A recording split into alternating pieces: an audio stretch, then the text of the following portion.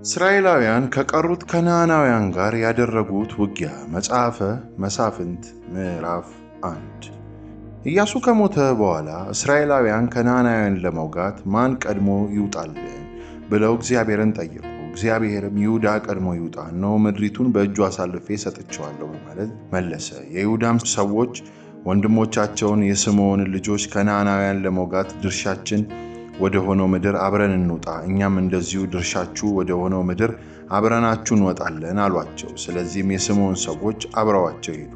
ይሁዳ በከነዓናውያንና በፌርዛውያን ላይ ወጣ፣ እግዚአብሔርም በእጃቸው አሳልፎ ሰጣቸው። ቤዜቅ በተባለው ስፍራ 10,000 ሰው ገደሉ። በዚያም አዶኒቤዜቅን አግኝተው ተዋጉት። ከነዓናውያንና ፌርዛውያንን ድል አደረጉ። አዶኒቤዜቅ ከዚያ ሸሸ። እነርሱ ግን አሳደው ያዙት፣ የእጆቹንና የእግሮቹን አውራ ጣቶች ቆረጡ። ከዚያም አዶኒቤዜቅ የእጃቸውና የእግራቸውን አውራ ጣቶች የተቆረጠባቸው 70 ነገሥታት ከገበታዬ ስር የወደቀ ፍርፋሪ ይለቃቅሙ ነበር። አሁን ግን እግዚአብሔር በእነርሱ ላይ የፈጸሙትን አመጣብኝ አለ። እነርሱም ወደ ኢየሩሳሌም አመጡት፣ በዚያም ሞተ።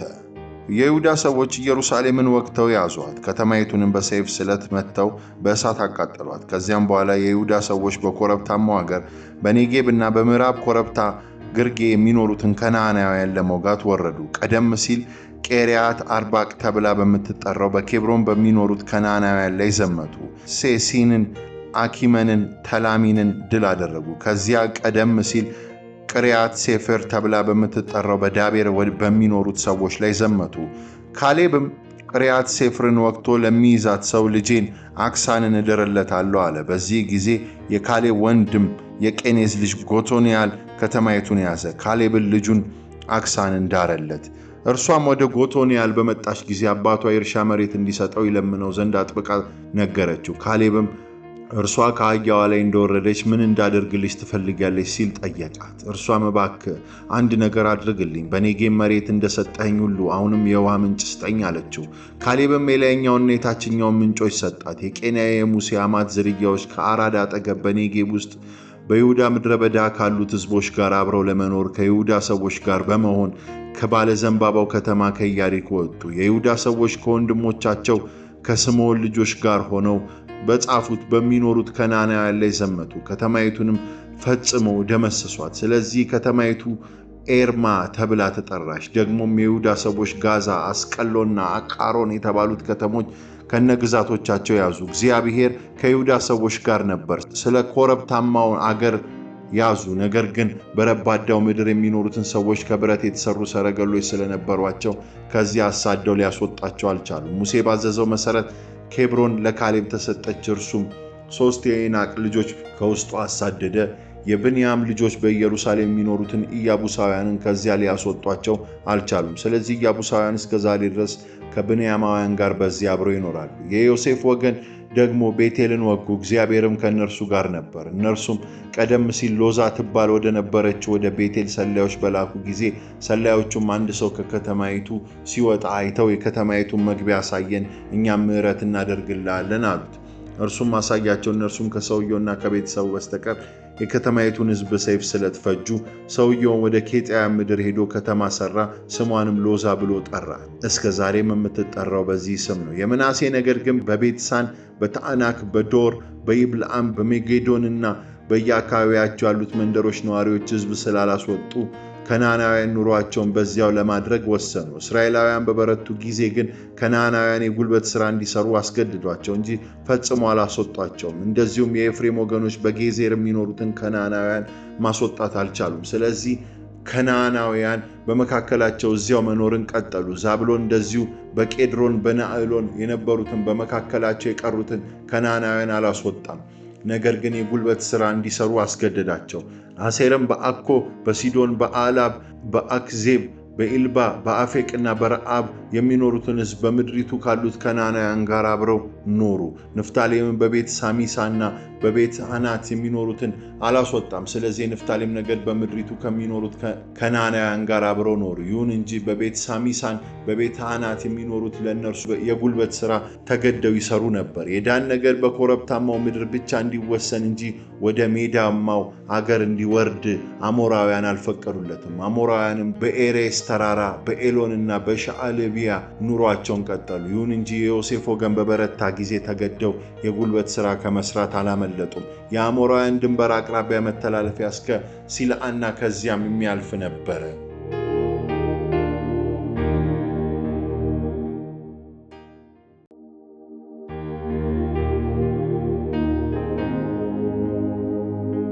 እግዚአብሔር መልአክ በቦኬም መጽሐፈ መሳፍንት ምዕራፍ 2። የእግዚአብሔር መልአክ ከጌልጌላ ወደ ቦኬም ወጥቶ እንዲህ አለ። ከግብፅ ምድር አወጣኋችሁ፣ ለቀደሙትም አባቶቻችሁ ልሰጣችሁ ወደ ማሉላችሁ ምድር አመጣኋችሁ። እንዲህም አሉ፣ ከእናንተ ጋር የገባሁትን ቃል ኪዳኔን አላፈርስም። እናንተም ከዚች ምድር ነዋሪዎች ጋር ቃል ኪዳን አታድርጉ፣ መሠዊያቸውንም አፍርሱ።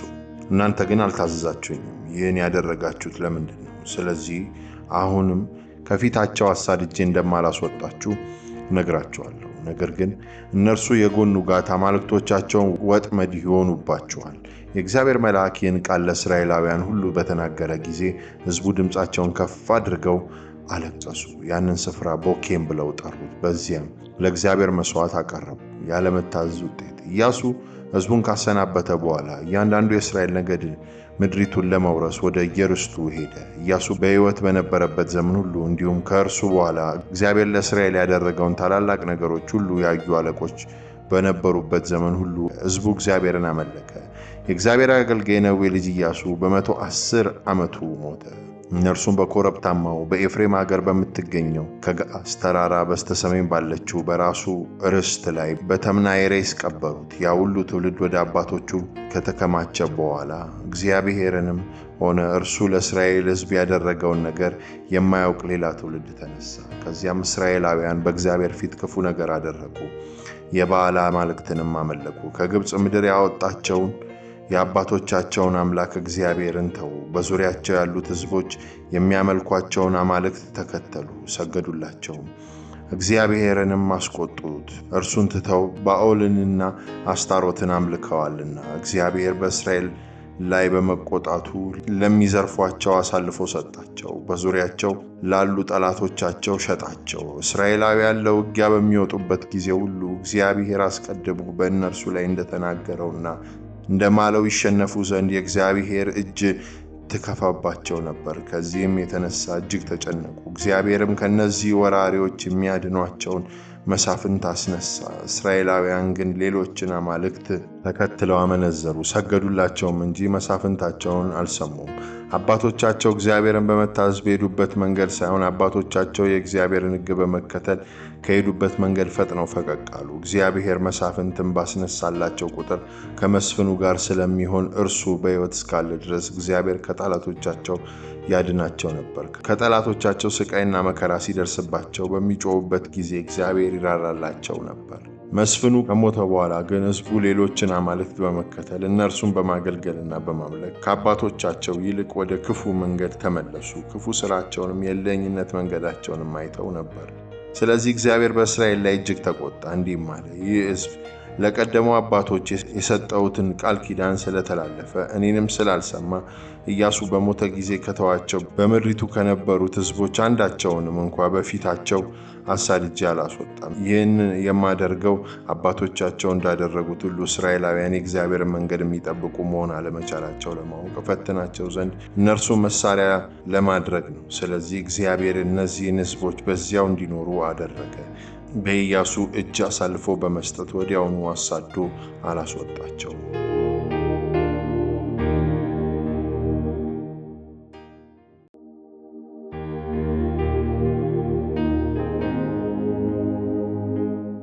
መጽሐፈ መሳፍንት ምዕራፍ 3። በዚህ ጊዜ በከነዓን ላይ በተደረጉት ጦርነቶች ተሳትፈው የማያውቁትን እስራኤላውያን ለመፈተን እግዚአብሔር ባሉበት የተዋቸው ሕዝቦች እነዚህ ናቸው። ይህን ማድረጉ ቀደም ሲል በጦር ሜዳ ውለው የማያውቁትን የእስራኤል ልጆች የጦርነት ልምድ እንዲያገኙ ለማድረግ ብቻ ነው። እነዚህ የአሕዛብ አምስቱ የፍልስጤም ገዢዎች ከነዓናውያን በሙሉ ሲዶናውያንና ከበዓል አርሞንየም ተራራ እስከ አማትስ መግቢያ ባሉት የሊባኖስ ተራሮች የሚኖሩ ኢዊያውያን ነበሩ። እነዚህ እግዚአብሔር በሙሴ በኩል ለቀደሙ አባቶቻቸው የሰጠውን ትእዛዝ ማክበር አለማክበራቸውን ለማወቅ መፈተኛ እንዲሆኑ እዚያው የቀሩ ነበሩ። ስለዚህ እስራኤላውያን ከነዓናውያን፣ ከኬጢያውያን፣ ከአሞራውያን፣ ከፌርዛውያን፣ ከኢዊያውያን፣ ከኢያቡሳውያን ጋር አብረው ኖሩ።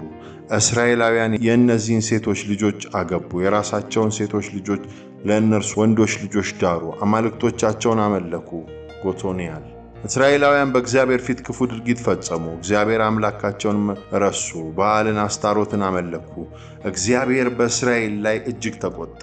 ስለዚህ ለመሶጶጣሚያ ንጉሥ ለኩሰርስቴም አሳልፎ ሰጣቸው። እስራኤላውያን 8 ዓመት በባርነት ተገዙለት።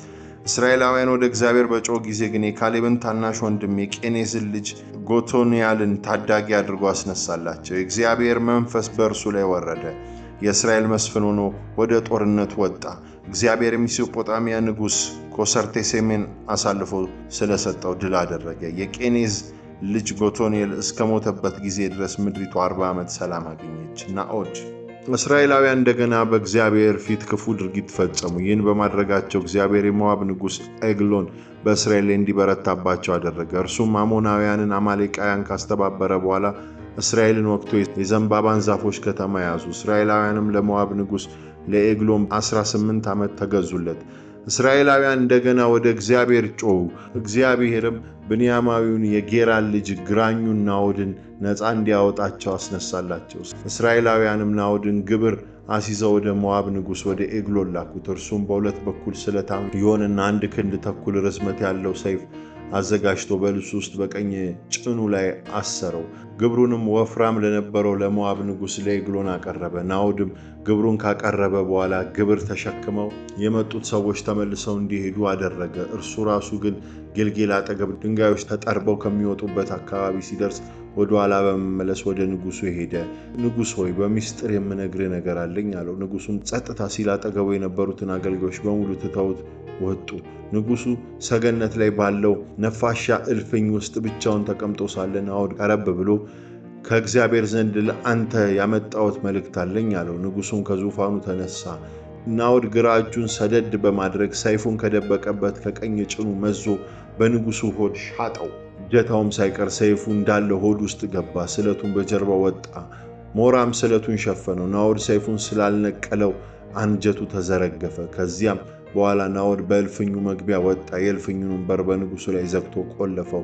ናዖድ ከሄደ በኋላ የንጉሡ አገልጋዮች ሲመጡ የእልፍኙ በር ተቆልፎ አገኙት።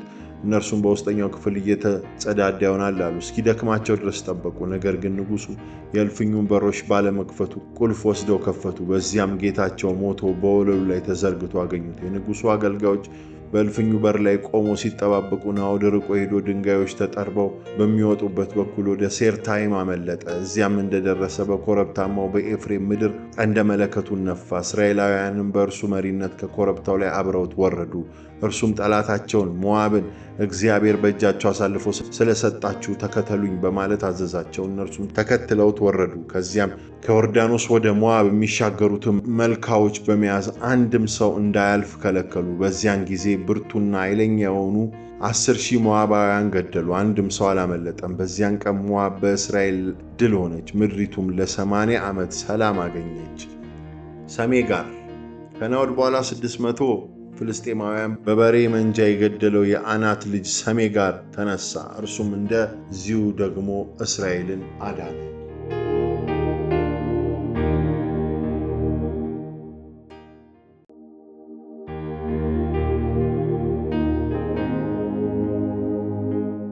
ዲቦራ መጽሐፈ መሳፍንት ምዕራፍ 4 ናዖድ ከሞተ በኋላ እስራኤላውያን እንደገና በእግዚአብሔር ፊት ክፉ ድርጊት ፈጸሙ። ስለዚህ እግዚአብሔር በአጾር ሆኖ ይገዛ ለነበረው ለከነዓን ንጉሥ ለኢያቢስ አሳልፎ ሸጣቸው።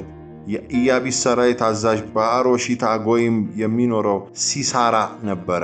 እርሱም 900 የብረት ሰረገሎች ስለነበሩት እስራኤላውያን 20 ዓመት እጅግ አስጨነቃቸው። እነርሱም ይረዳቸው ዘንድ ወደ እግዚአብሔር ጮኹ። በዚያን ጊዜ የለፊዶት ሚስት ነቢይቱ ዲቦራ በእስራኤል ላይ ፈራጅ ነበረች። እርሷም በኮረብታማው በኤፍሬም ምድር በራማና በቤቴል መካከል ካለው የዲቦራ ዘንባባ ዛፍ ስር ተቀምጣ ትፈርድ ነበር። እስራኤላውያን ለፍርድ ወደ እርሷ ይመጡ ነበር። ዲቦራ በንፍታሌም ውስጥ ቃዴስ በተባለች ከተማ ይኖር የነበረው የአቢኒኤምን ልጅ ባራቅን አስጠርታ እንዲህ አለችው፣ የእስራኤል አምላክ እግዚአብሔር እንዲህ ሲል ያዝሃል፣ ተነሳ፣ ከንፍታሌምና ከዛብሎን 10,000 ሰዎች ይዘህ ወደ ታቦር ተራራ ውጣ። እኔም የኢያቢስን ሰራዊት አዛዥ ሲሳራን ከሰረገሎቹና ከሰራዊቱ ጋር ቂሶን ወንዝ እንዲመጣ አነሳሳዋለሁ፣ በእጅ አሳልፌ እሰጥሃለሁ። ባርቅም አብረሽኝ የምትሄጂ ከሆነ እሄዳለሁ፣ አብረሽኝ የማትሄጂ ከሆነ ግን አልሄድም አላት። ዲቦራ መልሳ ይሁን እሺ፣ መሄዱን አብሬ እሄዳለሁ። በዚህ ሁኔታ የምትሄድ ከሆነ ግን ክብሩ ለአንተ አይሆንም፣ እግዚአብሔር ሲሳራን ለሴት አሳልፎ ይሰጣልና አለችው። ስለዚህ ዲቦራ ከባርቅ ጋር ወደ ቃዲስ ሄደች። በዚያም ባርቅ ለዛብሎን ለንፍታሌም ሰዎች ጥሪ አስተላለፈ። 10,000 ሰዎች ተከተሉት። ዲቦራም አብራው ሄደች። በዚያ ጊዜ ቄናዊው ኤቤር የሙሴ አማች የአባብ ልጆች ከሆኑት ከሌሎቹ ቄናውያን ተለይቶ በቃዴስ አጠገብ ጻናይም ከተባለ ቦታ ከሚገኘው ትልቅ ዋርካ ጥግ ድንኳን ተክሎ ነበር። የአቢኒኤም ልጅ ባርቅ ወደ ታቦር ተራራ መሄዱን ሲሳራ በሰማ ጊዜ 900 የብረት ሰረገሎችን ከአሪሶት አጎይም እስከ ቄሶን ወንዝ ያለውን ሰራዊቱን በሙሉ አሰባሰበ። በዚህ ጊዜ ዲቦራ ባርቅን ተነሳ፣ እግዚአብሔር ሲሳራን በእጅ አሳልፎ የሰጠባት ቀን ይህች ናት፣ እነሆ እግዚአብሔር በፊት ቀድሞ ወጥቷል አለችው። ስለዚህ ባርቅ 10,000 ሰዎችን አስከትሎ ከታቦር ተራራ ወረደ። እግዚአብሔር ሲሳራንና ሰረገሎቹን ሁሉ በባርቅ ፊት በሰይፍ ስለት እጅግ ተሸንፈው ወደ ኋላ እንዲያፈገፍጉ አደረገ። ሲሳራም ከሰረገላ ወርዶ በእግሩ ሸሸ። ባርቅ ግን የሲሳራን ሰረገሎችና ሰራዊቱን እስከ አሪሶት አጎይም ድረስ አሳደዳቸው። የሲሳራ ሰራዊት በሙሉ በሰይፍ ወደቀ፣ በሕይወት የተረፈ አንድም ሰው አልነበረም። በአጾር ንጉሥ በኢያቡስና በቄናዊ በአቤር ጎሳ መካከል መልካም ግንኙነት ስለነበር ሲሳራ በእግሩ ሸሽቶ የቄናዊ አቤር ሚስት ወደ ሆነችው ወደ ኢያኤል ድንኳን ሮጠ። ኢያኤልም ወጥታ ሲሳራን ተቀበለችውና ጌታዬ ወደ ውስጥ ግባ፣ ፈጽሞ አትፍራ አለችው። ሲሳራም ወደ ድንኳኑ ገባ፣ እርሷን በልብስ ሸፍና ደበቀችው። ሲሳራም ጠምቶኛልና እባክሽ ውሃ ጠጭኝ አላት። እርሷም የወተት ጮጮውን ከፍታ የሚጠጣውን ሰጠችው፣ እንደገናም ሸፈነችው። እርሱም በድንኳኑ በር ላይ ቁሚ፣ ማንም ሰው መጥቶ እዚህ ሰው አለ ቢልሽ የለም በይ አላት። የአቤር ሚስት ኢያኤል ግን ሲሳራ ደክሞ ከባድ እንቅልፍ ወስዶት ሳለ የድንኳን ካስማና መዶሻ ይዛ በቀስታ ወደ እርሱ ቀረበች። ከዚያም ካስማውን በመዶሻ ጆሮ ግንዱ ላይ መታ ከመሬት ጋር ሰፋችው፣ እርሱም ሞተ። ባርቅ ሲሳራም በመከታተል ላይ ስለነበር ከዚያ ሲደርስ ኢያኤል ከድንኳኗ ወጥታ ና የምትፈልገውን ሰው አሳይሃለሁ አለችው። ስለዚህ ከእርሷ ጋር ወደ ድንኳኗ ገባ። ሲሳራም በጆሮ ግንዱ ላይ ካስማ እንደተመታበት ሞቶ ተዘሮ ነበር። በዚያች ዕለት እግዚአብሔር የከነዓንን ንጉሥ ኢያቢስን በእስራኤላውያን ፊት እንዲሸነፉ አደረገ። ከነዓናዊውን ንጉሥ ኢያቢስን እስኪደመሰሱ ድረስ የእስራኤላውያን ክንድ እየበረታ ሄደ።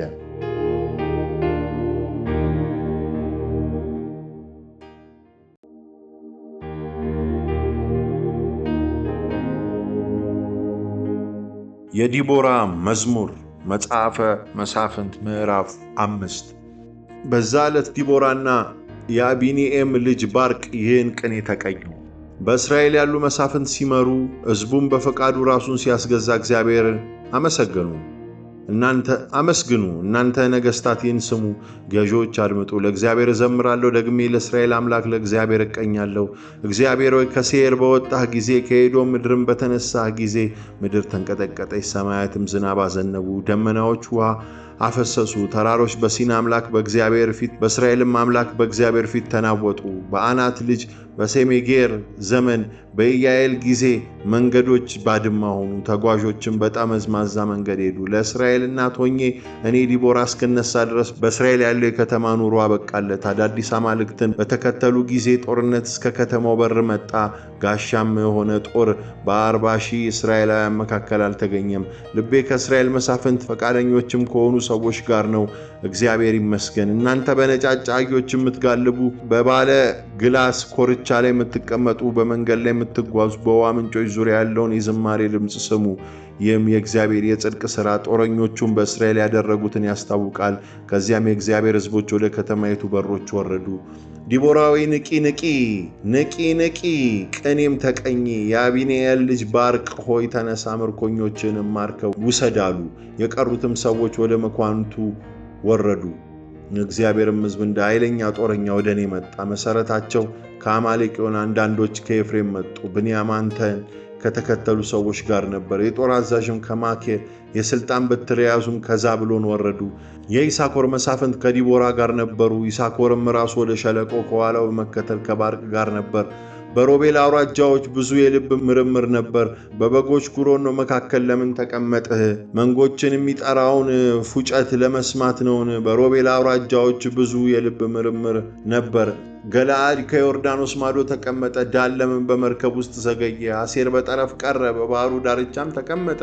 የዛብሎን ሰዎች ሕይወታቸውን አሳልፈው ሰጡ። የንፍታሌም ሰዎች እንደዚሁ በምድሪቱ ኮረብታዎች አደረጉ።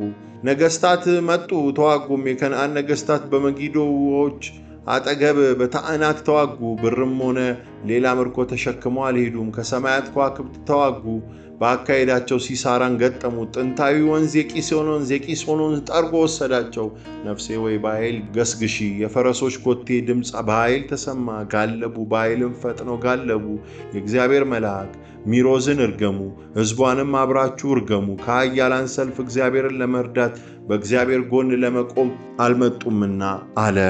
የቄናዊው የአቤር ሚስት ኢያኤል ከሴቶች ሁሉ የተባረከች ትሁን፣ በድንኳን ከሚኖር ሴቶች ሁሉ የተባረከች ትሁን።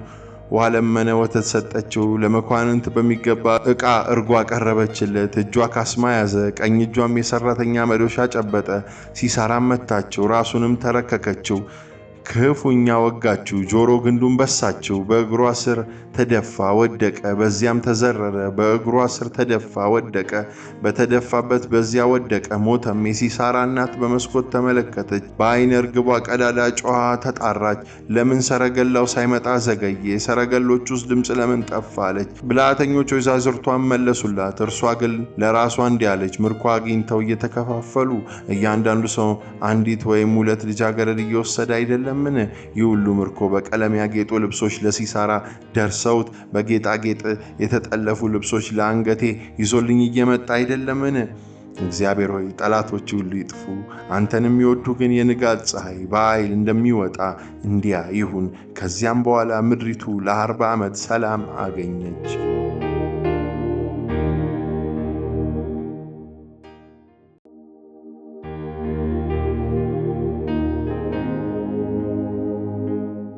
ጌዲዮን መጽሐፈ መሳፍንት ምዕራፍ 6። እንደገና እስራኤላውያን በእግዚአብሔር ፊት ክፉ ድርጊት ፈጸሙ።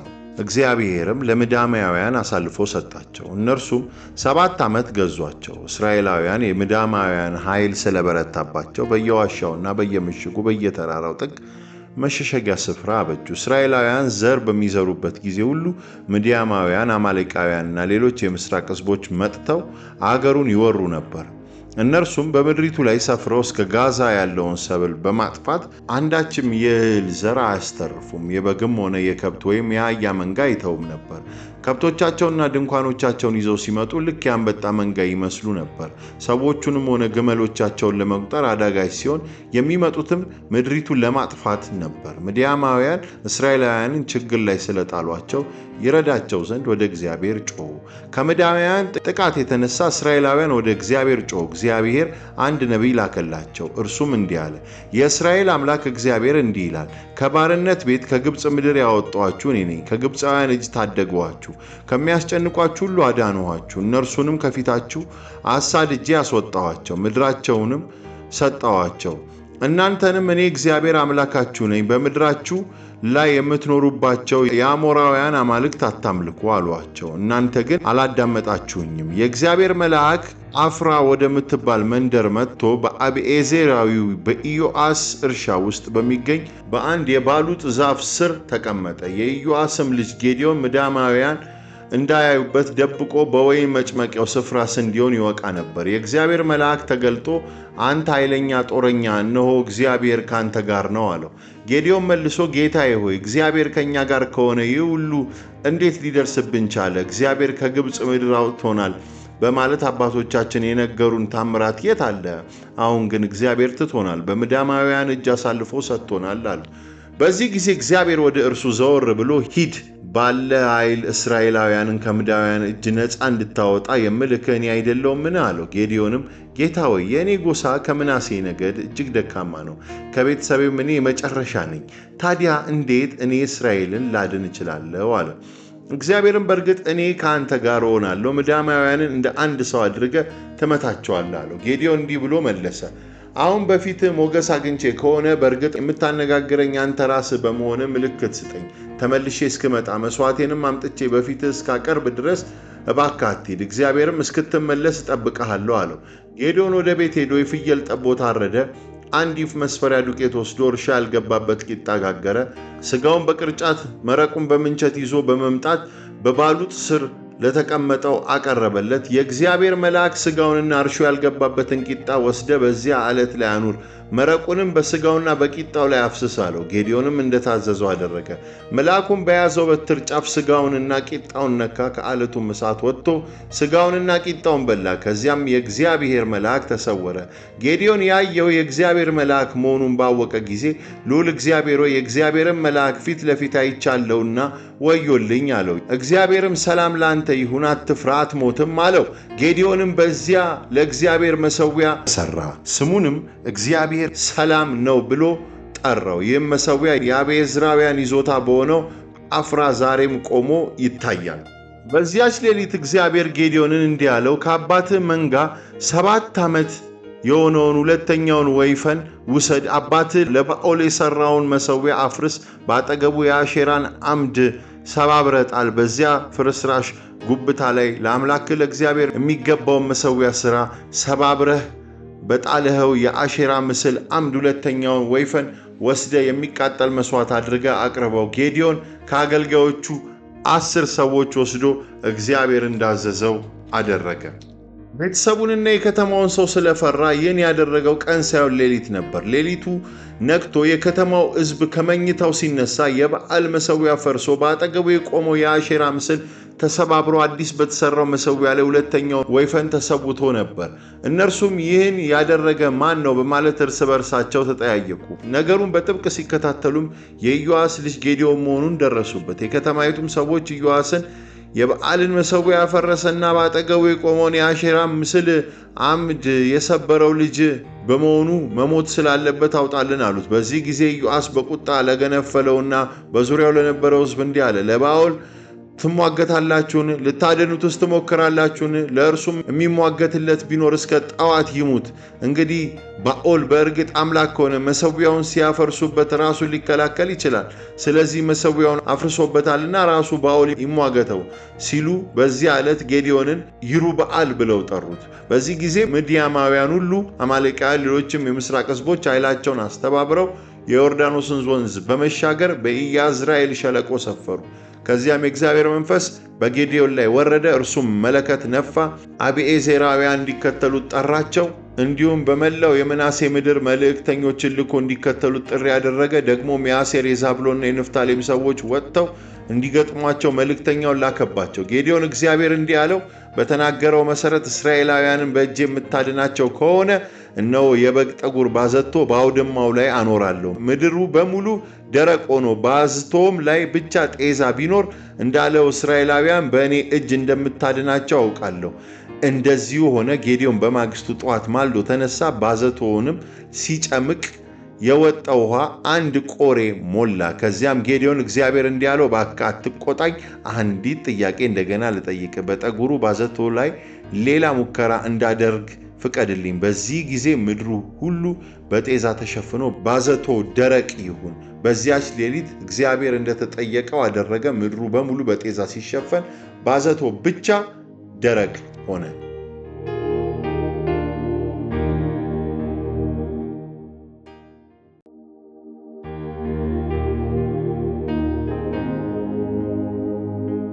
ጌዲዮን ምድያማውያንን ድል አደረገ። መጽሐፈ መሳፍንት ምዕራፍ 7 ይሩበኣል የተባለው ጌዲዮን ከእርሱም ጋር የነበሩት ሰዎች ሁሉ በጠዋት ተነስተው በአሮድ ምንጭ አጠገብ ሰፈሩ። የምድያማውያንም ሰፈር እስራኤላውያን ከሰፈሩበት በስተሰሜን በኩል በሞሬ ኮረብታ አጠገብ በሸለቆ ውስጥ ነበር። እግዚአብሔር ጌዲዮንን እንዲህ አለው፣ ምድያማውያንም በእጃቸው አሳልፌ እንዳልሰጥ አብረው ያሉት ሰዎች በጣም ብዙ ናቸው።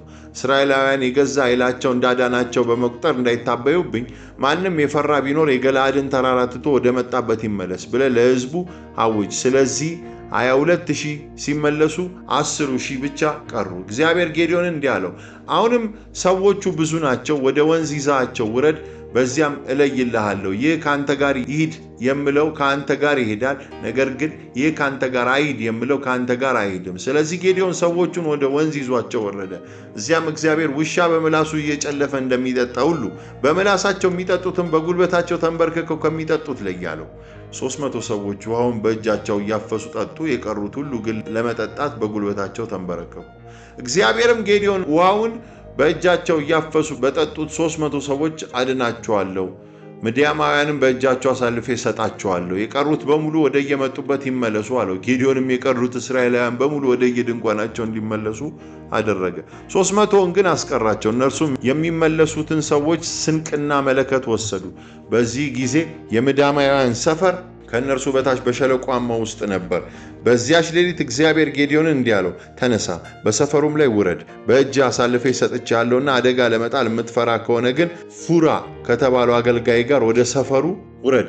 የሚሉትን አድምጥ። ከዚያ በኋላ በሰፈሩ ላይ አደጋ ለመጣል ድፍረት ታገኛለህ። ስለዚህ ጌዲዮን አገልጋዩን ፋራን አስከትሎ እስከ ሰፈሩ ዳርቻ ወረደ። ብዛታቸው እንደ አንበጣ መንጋ የሆነ ምድያማውያን፣ አማሌቃውያንና ሌሎችም የምስራቅ ሕዝቦች በሸለቆ ውስጥ ሰፍረው ነበር። የግመሎቻቸው ብዛት በባህር ዳርቻ እንዳለ አሸዋ ስፍር ቁጥር አልነበረውም። አንድ ሰው ያየውን ሕልም ለጓደኛው በሚነግርበት ጊዜ ጌዲዮን እዚያ ደረሰ። ያም ሰው በሕልሜ ክብ የሆነ አንድ የገብስ ቂጣ ከላይ ተንከባሎ በምድያማውያን ሰፈር ላይ ሲወርድ ድንኳኑንም ሲመታው ከአመታቱም ኃይለኛነት የተነሳ ድንኳኑ ተገልብጦ ሲፈራርስ አየው በማለት ይነግረው ነበር። ጓደኛው መልሶ ይህ የእስራኤላዊው የኢዮአስ ልጅ የጌዲዮን ሰይፍ እንጂ ሌላ ነገር ሊሆን አይችልም። እነሆ እግዚአብሔር ምድያማውያንንና ሰፈሩን በሙሉ በእጁ አሳልፎ ሰጥቷልና አለው። ጌዲዮንም ሕልሙንና ፍቺውን በሰማ ጊዜ ለእግዚአብሔር ሰገደ። ከዚያም ወደ እስራኤላውያን ሰፈር ወጥቶ እግዚአብሔር የምድያማውያን ሰፈር በእጃቸው አሳልፎ ሰጥቷልና ተነሱ አላቸው። 300 ሰዎች በ3 ቡድን ከፍሎ እያንዳንዱን ሰው ቀንደ መለከትና በውስጥ ችቦ ያለበት ባዶ ማሰሮ በእጁ እንዲይዝ አደረገ። ጌዲዮንም እንዲህ አላቸው፣ እኔን ተመልከቱ፣ የማደርገውን አድርጉ። በሰፈሩ ዳርቻ ስደርስ እኔ የማደርገውን አይታችሁ ልክ እንደዚያው አድርጉ።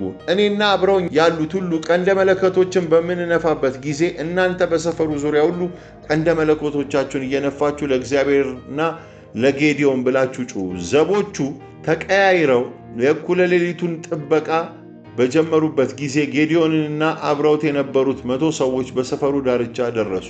እነርሱም ቀንደ መለከቶቻቸውን ነፉ፣ የያዟቸውንም ማሰሮች ሰበሩ። በ3 ቡድን የተከፈሉት ሰዎች ቀንደ መለከቶቻቸውን ነፉ፣ ማሰሮቻቸውንም ሰበሩ። ችቦቻቸውንም በግራ እጆቻቸው የሚነፏቸውንም ቀንደ መለከቶች በቀኝ እጆቻቸው ይዘው እግዚአብሔርና የጌዲዮን ሰይፍ በማለት ጮኹ። እያንዳንዱ ሰው በሰፈሩ ዙሪያ የተመደበበትን ቦታ እንደያዘ ምድያማውያኑ እየጮኹ ሸሹ። የ300 ቀንደ መለከት ድምፅ እንደተሰማ እግዚአብሔር በሰፈሩ ውስጥ ያለውን ሰው አንዱ በሌላው ላይ ሰይፉ እንዲመዝበት አደረገ። ሰራዊቱ በጽሬራ አቅጣጫ ወደ ቤት ሼጣ ከዚያም አልፈው በጠባት አጠገብ እስካለው እስከ አቤላ ሞዓል ድንበር ድረስ ሸሽተው ሄዱ። በንፍታሌም በአሴርና በመላው የምናሴ ምድር የሚገኙ እስራኤላውያን ተጠርተው ወጡ፣ ምድያማውያንንም አሳደዱ። ጌዲዮንም በኤፍሬም ኮረብታማ አገር ለሚኖሩት ሁሉ በምድያማውያን ላይ ውረዱ፣ እስከ ቤት ባር ድረስ ያለውንም የዮርዳኖስ ወንዝ ቀድማችሁ ያዙ አላቸው። ስለዚህ የኤፍሬም ሰዎች ሁሉ ተጠርተው ወጡ፣ እስከ ቤት ባር ድረስ ያለውንም የዮርዳኖስ ወንዝ ያዙ። እንዲሁም ኤሬብና ዜብ የተባሉትን ሁለቱን የምድያማውያን መሪዎች ያዙ። ኤሬብን በኤሬብ ዓለት አጠገብ፣ ዜብን ደግሞ በዜብ የወይን መጭመቂያ ላይ ገደሏቸው። ምድያማውያንንም አሳደዱ። የኤሬብንና የዜብን ራስ ቆርጠው ጌዲዮን ወዳለበት ወደ ዮርዳኖስ ይዘው መጡ።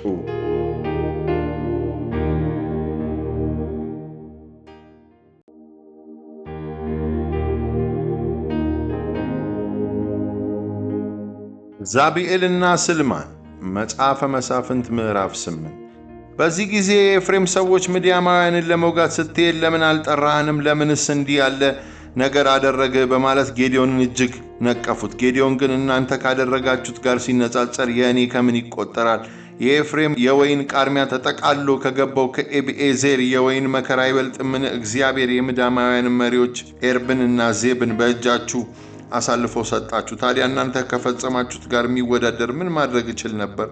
ይህን ሲሰሙ ቁጣቸው በረደ። ጌዲዮንና 300ዎቹ ሰዎች ዮርዳኖስን ተሻገሩ። ምንም እንኳ ድካም ቢሰማቸውም ጠላቶቻቸውን ያሳድዱ ነበር። የሱኮትንም ሰዎች የምድያምንም ነገሥታት ዛብኤልንና ስልማንን በማሳደድ ላይ ስለሆኑ የተከተሉኝ ሰዎች ስለደከሙብኝ እባካችሁ የሚበሉትን እንጀራ ስጧቸው አላቸው። የሱኮት ሹማምንት ግን ለተከተሉህ ሰዎች እንጀራ እንሰጥ ዘንድ ዛብኤልና ስልማን በእጅ ገብተዋልን? አሉት። ጌዲዮንም መልሶ ደህና እግዚአብሔር ዛብኤልና ስልማንን በእጅ ያሳልፎ በሚሰጥበት ጊዜ በምድረ በዳ እሾህና አሜከላ ሥጋችሁን እተለትላለሁ አላቸው። ከዚያም ወደ ጵኒኤል ሰዎች ሄዶ ያንኑ ጥያቄ ያቀረበላቸው። የእነርሱ መልስ የሱኮት ሰዎች ከሰጡት መልስ ጋር አንድ አይነት ነበር። እርሱም የጵኒኤልን ሰዎች በድል አድራጊነት በሰላም ስመለስ ከተማችሁን የምትጠብቁበትን ይህን ግንብ አፈርሰዋለሁ አላቸው። በዚህ ጊዜ ዛብኤልና ስልማን 15,000 ከሆነ ሰራዊታቸው ጋር ቀርቀር በተባለ ስፍራ ነበሩ። ይህም ከምስራቅ ሕዝቦች ከተወጣጣውና በጦር ሜዳ ከወደቀው 120,000 ሰይፍ ታጣቂ ሰራዊት የተረፈ ነበር። ከዚያም ጌዲዮን ተነሳ፣ ከኖባእና ከዮግብዓ በስተ ምስራቅ የሚኖሩ ዘላኖች የሚሄዱበትን መንገድ ተከትሎ በጠላት ሰራዊት ላይ በድንገት አደጋ ጣለው። ሁሉም የምድያም ነገሥታት ዛብኤልና ስልማን ሸሹ። ጌዲዮን ግን አሳዶ ያዛቸው፣ መላ ሰራዊታቸውንም እጅግ በታተነው። ከዚህ በኋላ የኢዮአስ ልጅ ጌዲዮን በአሬስ መተላለፊያ በኩል አድርጎ ከጦርነቱ ተመለሰ። እርሱም የሱኮት ሰው የሆነ አንድ ወጣት ማረከ፣ መረመረውም። ወጣቱም የ77 የሱኮት ሹማምንትና የከተማይቱ አለቆች ስም ጻፈለት። ከዚያም ጌዲዮን ወደ ሱኮት ሰዎች መጥቶ እንዲህ አላቸው፣ ለደከሙት ሰዎች እንጀራ እንሰጥ ዘንድ ዛብኤልና ስልማን በእጅ ገብተዋልን? በማለት ያላገጣችሁብኝ ዛብኤልና ስልማን እነዚህ ሁላችሁ። ጌዲዮን የከተማይቱን አለቆች ወሰደ፣ በምድረ በዳ እሾህና አሜከላ በመቅጣት የሱኮትን ሰዎች ትምህርት ሰጣቸው። እንዲሁም በጵኒኤል ያለውን የከተማ መጠበቂያ ግንብ አፈረሰ፣ የከተማይቱን ሰዎች ገደለ። ዛብኤልና ስልማንን በታቦር ላይ የገደላችኋቸው ሰዎች እንዴት ያሉ ነበሩ? በማለት ጠየቃቸው። እነርሱም ሁሉም እንዲህ እንዳንተ ያሉ የንጉሥ ልጆች የሚመስሉ ናቸው አሉት። ጌዲዮንም እነርሱ የእናቴ ልጆች ወንድሞቼ ናቸው፣ ባትገድሏቸው ኖሮ እኔም እንደማልገድላችሁ በሕያው እግዚአብሔር ስም አረጋግጥላችሁ ነበር ብሎ መለሰላቸው። ከዚያም ወደ በኩር ልጁ ወደ ዮቴር ዘወር ብሎ ግደላቸው አለው። ዮቴር ግን ትንሽ ልጅ ነበርና ስለፈራ ሰይፉን አልመዘዘም። ዛብኤልና ስልማንም የሰው ጉልበቱ እንደ ሰውነቱ መጠን ነውና አንተው ራስህ ግደለን አሉት። ጌዲዮንም ተነስቶ ገደላቸው። በግመሎቻቸው አንገት ላይ የነበሩትንም ጌጦች ወሰደ። የጌዲዮን ኤፉድ። እስራኤላውያን ጌዲዮንን ከምድያማውያን እጅ ታድገናልና አንተ ልጅህና የልጅ ልጅህ ግዙን አሉት። ጌዲዮን ግን መልሶ እኔም ሆንኩ ልጄ አንገዛችሁም፣ የሚገዛችሁ እግዚአብሔር ነው አላቸው። እርሱም አንድ የምጠይቃችሁ ነገር አለኝ፣ ይኸውም እያንዳንዳችሁ ከምርኮ ካገኛችሁት ውስጥ የጆሮ ጉትቻችሁ እንድትሰጡኝ ነው አላቸው። የወርቅ ጉትቻ ማድረግ የእስማኤላውያን ባህል ነበርና እነርሱም መልሰው ደስ እያለን እንሰጣለን አሉ። ወዲያው ልብስ አነጠፉ፣ በላዩም ላይ እያንዳንዳቸው ከማረኩት ውስጥ የጆሮ ጉትቻ ጣል ጣል አደረጉለት። ሌሎቹን ጌጣጌጦች ይኸው የአንገት ሐብሉን ከነ እንጥልጥሉ የምድያም ነገሥታት ይለብሱት የነበረው ሐምራዊ ልብስ ወይም በግመሎቻቸው አንገት ላይ ያሉትን ጌጦች ሳይጨምር ጌዲዮን በጠየቃቸው መሠረት የሰጡት የወርቅ ጉትቻ ክብደት 1700 ሰቅል ያህል መዘነ። ጌዲዮን በወርቁ ኤፉድ ሠራ፣ በተወለደበትም ከተማ በአፍራ አኖረው። እስራኤልን በሙሉ ኤፉዱን በማምለክ ስላመነዘሩ ኤፉዱ ለጌዲዮንና ለቤተሰቡ ወጥመድ ሆነ። የጌዲዮን መሞት። ስለዚህ ምድያማውያን በእስራኤላውያን ተሸነፉ። ዳግመኛም ራሳቸውን ከፍ ከፍ አላደረጉም። ጌዲዮን በሕይወት እስካለ ጊዜ ድረስ ምድሪቱ 40 ዓመት ሰላም አገኘች። የኢዮአስ ልጅ ይሩበኣል ወደ ቤቱ ተመለሰ፣ በዚያም ተቀመጠ። ብዙ ሚስቶች ስላገባ 70 ልጆች ነበሩት። በሴኬም የምትኖረው ቁባቱም እንደዚሁ ወንድ ልጅ ወለደችለት፣ ስሙንም አቤሜሌክ አለው። የኢዮአስ ልጅ ጌዲዮን ዕድሜ ጠግቦ ሞተ። በአቢዔዝራውያን ምድር ባለችው በአፍራ በአባቱ በኢዮአስ መቃብር ተቀበረ። ጌዲዮን ሞቶ ብዙም ሳይቆይ እስራኤላውያን የባኦልን አማልክት በማምለክ አመነዘሩ። በአልብሪትም አምላካቸው አደረጉ። በዙሪያቸው ከነበሩት ጠላቶቻቸው እጅ የታደጋቸውን እግዚአብሔር አምላካቸውን አላሰቡትም። እንዲያውም ይሩበኣል የተባለው ጌዲዮን ያደረገላቸውን በጎ ነገር ሁሉ አስበው ለቤተሰቡ ውለታ መላሽ ሆነው አልተገኙም።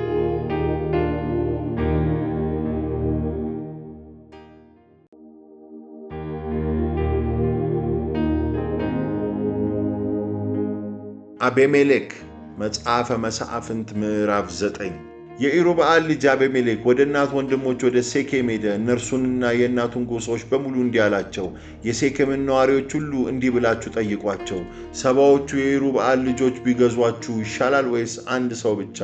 የሥጋችሁ ቁራጭ የአጥንታችሁ ፍላጭ መሆኔን ልብ በሉ። የእናቱ ዘመዶች ስለ እርሱ ሆነው እነዚህን ቃሎች ሁሉ ለሴኬም ነዋሪዎች በሙሉ ነገሩ። አቤሜሌክንም ለመከተል ልባቸው ዳዳ፣ እርሱም ወንድማችን አይደል ብለዋልና። እነርሱም በአልብሪት ቤተ ጣዖት 70 ሰቅል ናስ ሰጡት። አቤሜሌክም በዚያ ወሮበሎችንና ምናምንቴዎችን ቀጠረበት፣ እነርሱም ተከተሉት። ከዚያም አፍራ ወደሚገኘው ወደ አባቱ ቤት ሄደ። 70ውን የይሩበኣልን ልጆች ወንድሞቹን በአንድ ድንጋይ ላይ አረዳቸው። የይሩበኣል የመጨረሻ ልጅ ኢዮአታም ግን ተሸሽጎ ስለነበር አመለጠ። የሴኬምና የቤት ሜሎ ነዋሪዎች በሙሉ አቤሜሌክን ለማንገስ ሴኬም ውስጥ በአምዱ አጠገብ ካለው የባሉጥ ዛፍ ስር ተሰበሰቡ። ኢዮአታም ይህ በተነገረው ጊዜ በገሪዛን ተራራ ጫፍ ላይ ወጥቶ ድምፁን ከፍ በማድረግ እንዲህ አላቸው፣ የሴኬም ነዋሪዎች እግዚአብሔር ይሰማችሁ ዘንድ እኔን ስሙኝ። ከዕለታት አንድ ቀን ዛፎች የሚያነግሱትን ለመቀባት ወጡ። ወይራንም አንተ ንጉሳችን ሁን አሉት። የወይራ ዛፍም ከዛፎቹ በላይ ለመወዛወዝ ስል እግዚአብሔርን ሰዎችን የሚከብሩበትን ዘይቴን መስጠት ልተውን አለ። ቀጥሎም ዛፎቹ በለስን መጥተህ ንጉሳችን ሁን አሉት። በለስ ግን ከዛፎች በላይ ለመወዛወዝ ስል እጅግ ጣፋጭና መልካም የሆነውን ፍሬን መስጠት ልተውን አለ። ከዚያም ዛፎቹ የወይን ተክል መጥተህ ንጉሳችን ሁን አሉት። የወይን ተክሉም ከዛፎቹ በላይ ለመወዛወዝ ስል አማልክትንና ሰዎችን ደስ የሚያሰኘውን የወይን ጠጄን መስጠት ልተውን አለ። በመጨረሻም ዛፎቹ በሙሉ የእሾህ ቁጥቋጦን መጥተህ ንጉሳችን ሁን አሉት። የእሾህ ቁጥቋጦም ዛፎቹን በእርግጥ ቀብታችሁ በላያችሁ የምታነክሱኝ ከሆነ መጥታችሁ በጥላዬ ስር ተጠለሉ፣ ይህን ባታደርጉ ግን እሳት ከእሾህ ቁጥቋጦ ይነሳ፣ የሊባኖስንም ዝግባዎች ይብላ አላቸው። እንግዲህ አቤሜሌክን ስታነክሱ በቅንነትና በእውነት አድርጋችሁት ከሆነ ይሩበኣልንና ቤተሰቡን በበጎ ዓይን ተመልክታችሁ ላደረገው የሚገባውን አይታችሁለት ከሆነ አባቴ ለእናንተ መዋጋቱን ከምድያማውያን እጅ ሊያድናችሁ ሕይወቱን መስጠቱን አሰባችሁ ማለት ነው። ነገር ግን እናንተ ዛሬ በአባቴ ቤተሰብ ላይ አመጻችሁ። 70 ልጆቹን በአንዲት ድንጋይ ላይ አረዳቸው። ዘመዳችሁ ስለሆነም አባቴ ከባሪያው የወለደውን ልጄ አቤሜሌክን በሴኬም ነዋሪዎች ላይ አነገሳችሁት። እንግዲህ ዛሬ በይሩበኣልና በቤተሰቡ ያደረጋችሁት በእውነትና በቅንነት ከሆነ እናንተ በአቤሜሌክ ደስ ይበላችሁ፣ እርሱም በእናንተ ደስ ይበለው። ይህ ካልሆነ ግን እሳት ከአቤሜሌክ ትውጣና እናንተን የሴኬምንና የቤተ ሜሎን ነዋሪዎች ትብላ። እንዲሁም እሳት ከእናንተ ከሴኬምና ከቤተ ሜሎን ነዋሪዎች ትውጣና አቤሜሌክን ትብላ። ከዚህ በኋላ ኢዮአታም ሸሽቶ አመለጠ። ቢኤር ወደ ተባለች ቦታ መጣ።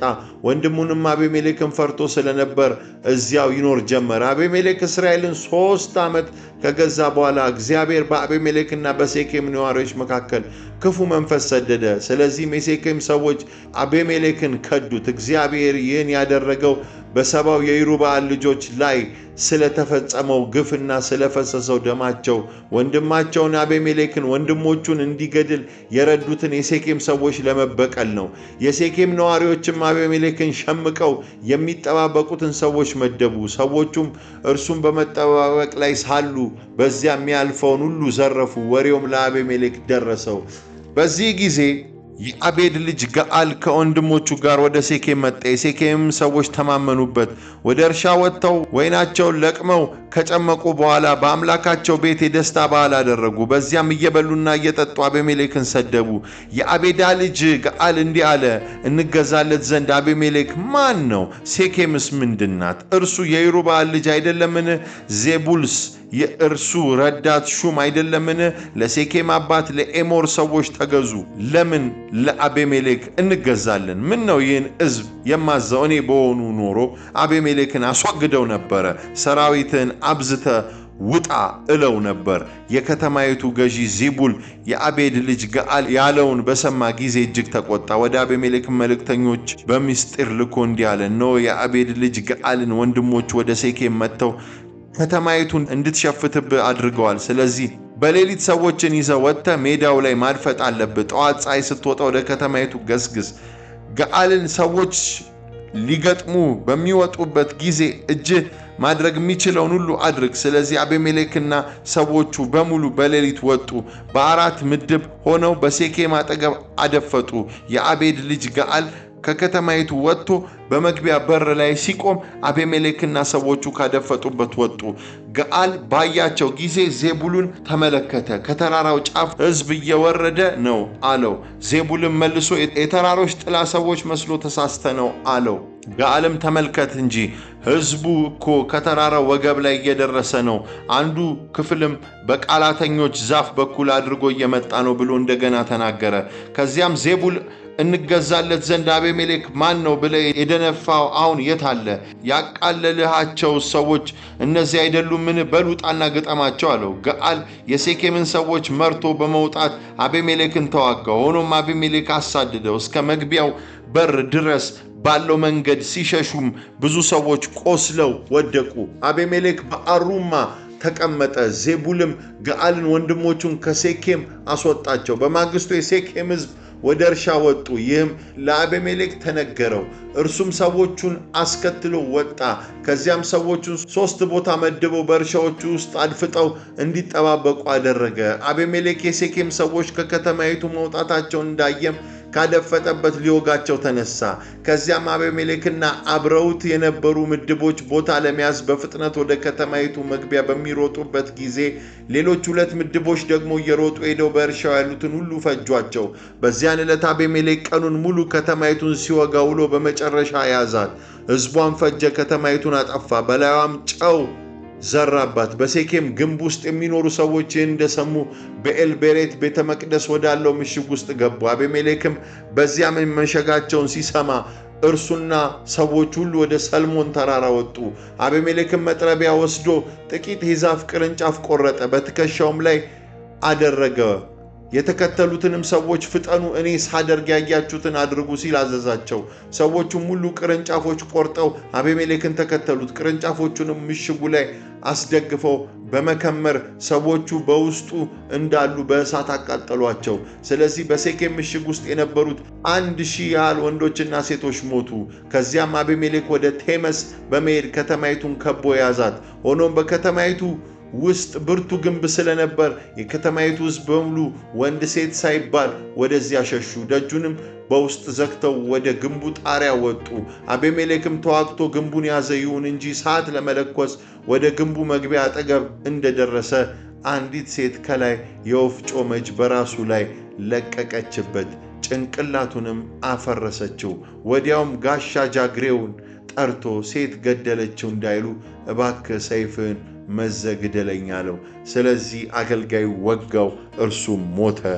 እስራኤላውያን አቤሜሌክ መሞቱን ሲያዩ ወደ የቤታቸው ተመለሱ። አቤሜሌክም 70 ወንድሞቹን በመግደል በአባቱ ላይ ስላደረሰው በደል እግዚአብሔር የእጁን ከፈለው። በዚያ ሁኔታ እግዚአብሔር የሴኬምን ሰዎች ክፋት ሁሉ በራሳቸው ላይ መለሰው። የየሩብዓል ልጅ የኢዮአታም እርግማን ደረሰባቸው።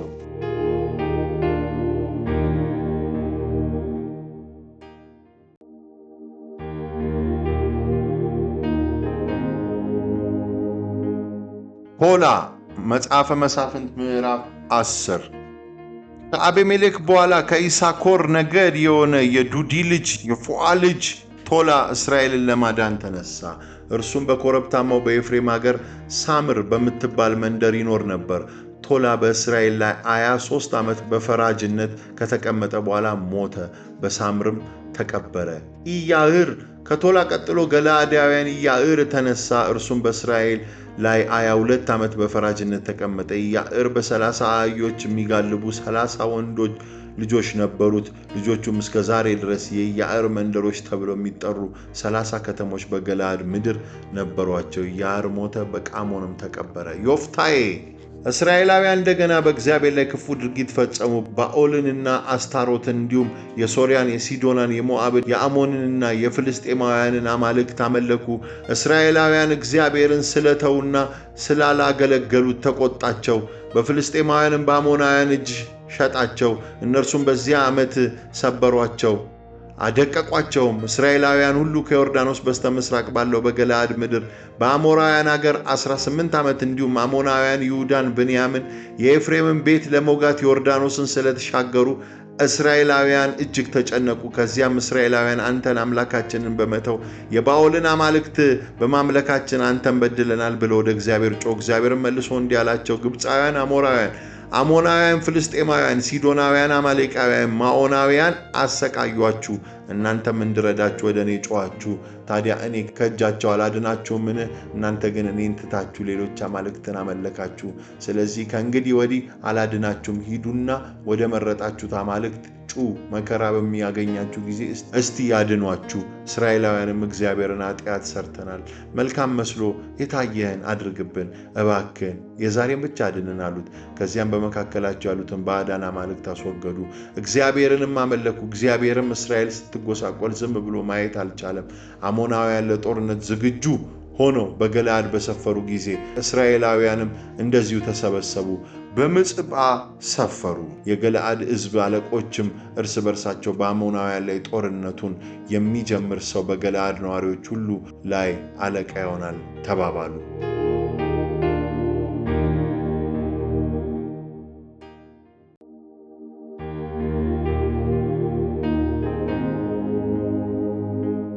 መጽሐፈ መሳፍንት ምዕራፍ 11 ገለዓዳዊው ዮፍታሔ ኃያል ጦረኛ ነበረ። አባቱ ገለዓድ ነበር፣ እናቱም ጋለሞታ ነበረች። እንደዚሁም የገለዓድ ሚስት ለገለዓድ ወንዶች ልጆች ወለደችለት። እነርሱም ባደጉ ጊዜ ዮፍታሔን ከሌላ ሴት ስለተወለደ ከቤተሰባችን ምንም አይነት ውርስ አይገባህም በማለት አሳደዱት። ስለዚህ ዮፍታሔ ከወንድሞቹ ሸሽቶ መኖሪያውን ጦብ በተባለች ምድር አደረገ። እዚያም ወሮበሎች ተሰባስበው ተከተሉት። ከጥቂት ጊዜ በኋላ አሞናውያን በእስራኤል ላይ ጦርነት ባደረጉ ጊዜ የገለዓድ አለቆች ዮፍታሔን ለማምጣት ወደ ጦብ ምድር ሄዱ። እነርሱም ከአሞናውያን ጋር መዋጋት እንችል ዘንድ መጥተህ ምራን አሉት። ዮፍታሔም ምን ነው ጠልታችሁኝ ከአባቴ ቤት አሳዳችሁኝ አልነበረምን? ታዲያ አሁን ችግር ሲገጥማችሁ ነው የምትፈልጉኝ አላቸው። የገለዓድ አለቆችም እንግዲህ አሁን ወደ አንተ መጥተናል፣ አሞናውያን እንድንወጋ በል ተነሳና አብረን እንሂድ፣ በገለዓድ በምንኖረው በሁላችንም ላይ አለቃ ትሆናለህ አሉት። ዮፍታሔም አሞናውያንን ለመውጋት ወደ አገሬ ብትመልሱኝና እግዚአብሔር በእጅ አሳልፎ ቢሰጣችሁ በእርግጥ አለቃችሁ ሆናለሁ ሲል ጠየቃቸው። የገለዓድ አለቆችም እግዚአብሔር ምስክራችን ነው፣ ያልከውን በእርግጥ እናደርጋለን አሉት። ስለዚህ ዮፍታሔ ከገለዓድ አለቆች ጋር ሄደ። ሕዝቡን በላያቸው ላይ አለቃና አዛዥ አደረጉት። ዮፍታሔም የተናገረው ቃል ሁሉ ምጽጳ ላይ በእግዚአብሔር ፊት ደገመው። ከዚያም ዮፍታሔ ወደ አሞናውያን ንጉሥ ከኔ ጋር ምን ጠብ ቢኖርህ ነው መጥተህ አገሬን የወጋው በማለት መልእክተኞች ላከ። የአሞናውያንም ንጉሥ ለዮፍታሔ መልእክተኞች ይህን ያደረጉት እስራኤል ከግብፅ በወጣ ጊዜ በአርኖን እና በያቦቅ ወንዞች መካከል ያለውን እስከ ዮርዳኖስ ያለውን ሀገሬን ስለወሰዱብኝ ነው። አሁንም በሰላም መልሱልኝ አላቸው። ዮፍታሔ መልእክተኞቹ እንደገና ወደ አሞናውያን ንጉሥ ላካቸው። እንዲህም አላቸው፣ ዮፍታሔ እንዲህ ይልሃል፣ እስራኤል የሞዓብን ሆነ የአሞናውያን ምድር አልወሰደም። እስራኤል ከግብፅ በወጣ ጊዜ በምድረ በዳ አድርጎ ወደ ቀይ ባህር ከዚያም ወደ ቃዴስ ሄደ። እስራኤልም ወደ ኤዶም ንጉሥ በአገር እንዳልፍ እባክህ ፍቀድልኝ በማለት መልእክተኞችን ላከበት። የኤዶም ንጉሥ ግን አልሰማውም። ለሞዓብ ንጉሥም እንደዚሁ ላከበት፣ እርሱም አልተቀበለውም። ስለዚህ እስራኤል በቃዴስ ተቀመጠ። ቀጥሎም የኤዶምንና የሞዓብን ምድር በመዞር በምድረ በዳ ተጓዘ። ከሞዓብ በስተ ምስራቅ በኩል በማለፍ ከአርኖን ማዶ ሰፈር የሞዓብ ድንበር አርኖን ስለነበር ወደ ሞዓብ ክልል አልገባም። ከዚያም እስራኤል በአሴቦን ወዳለው ወደ አሞራውያን ንጉሥ ወደ ሲሆን መልእክተኞች ልኮ ወደ ገዛ ስፍራችን ለመሄድ በአገር እንዳልፍ ፍቀድልኝ አለው። ሲሆን ግን በግዛቱ እንዲያልፍ ለመፍቀድ እስራኤልን አላመነውም።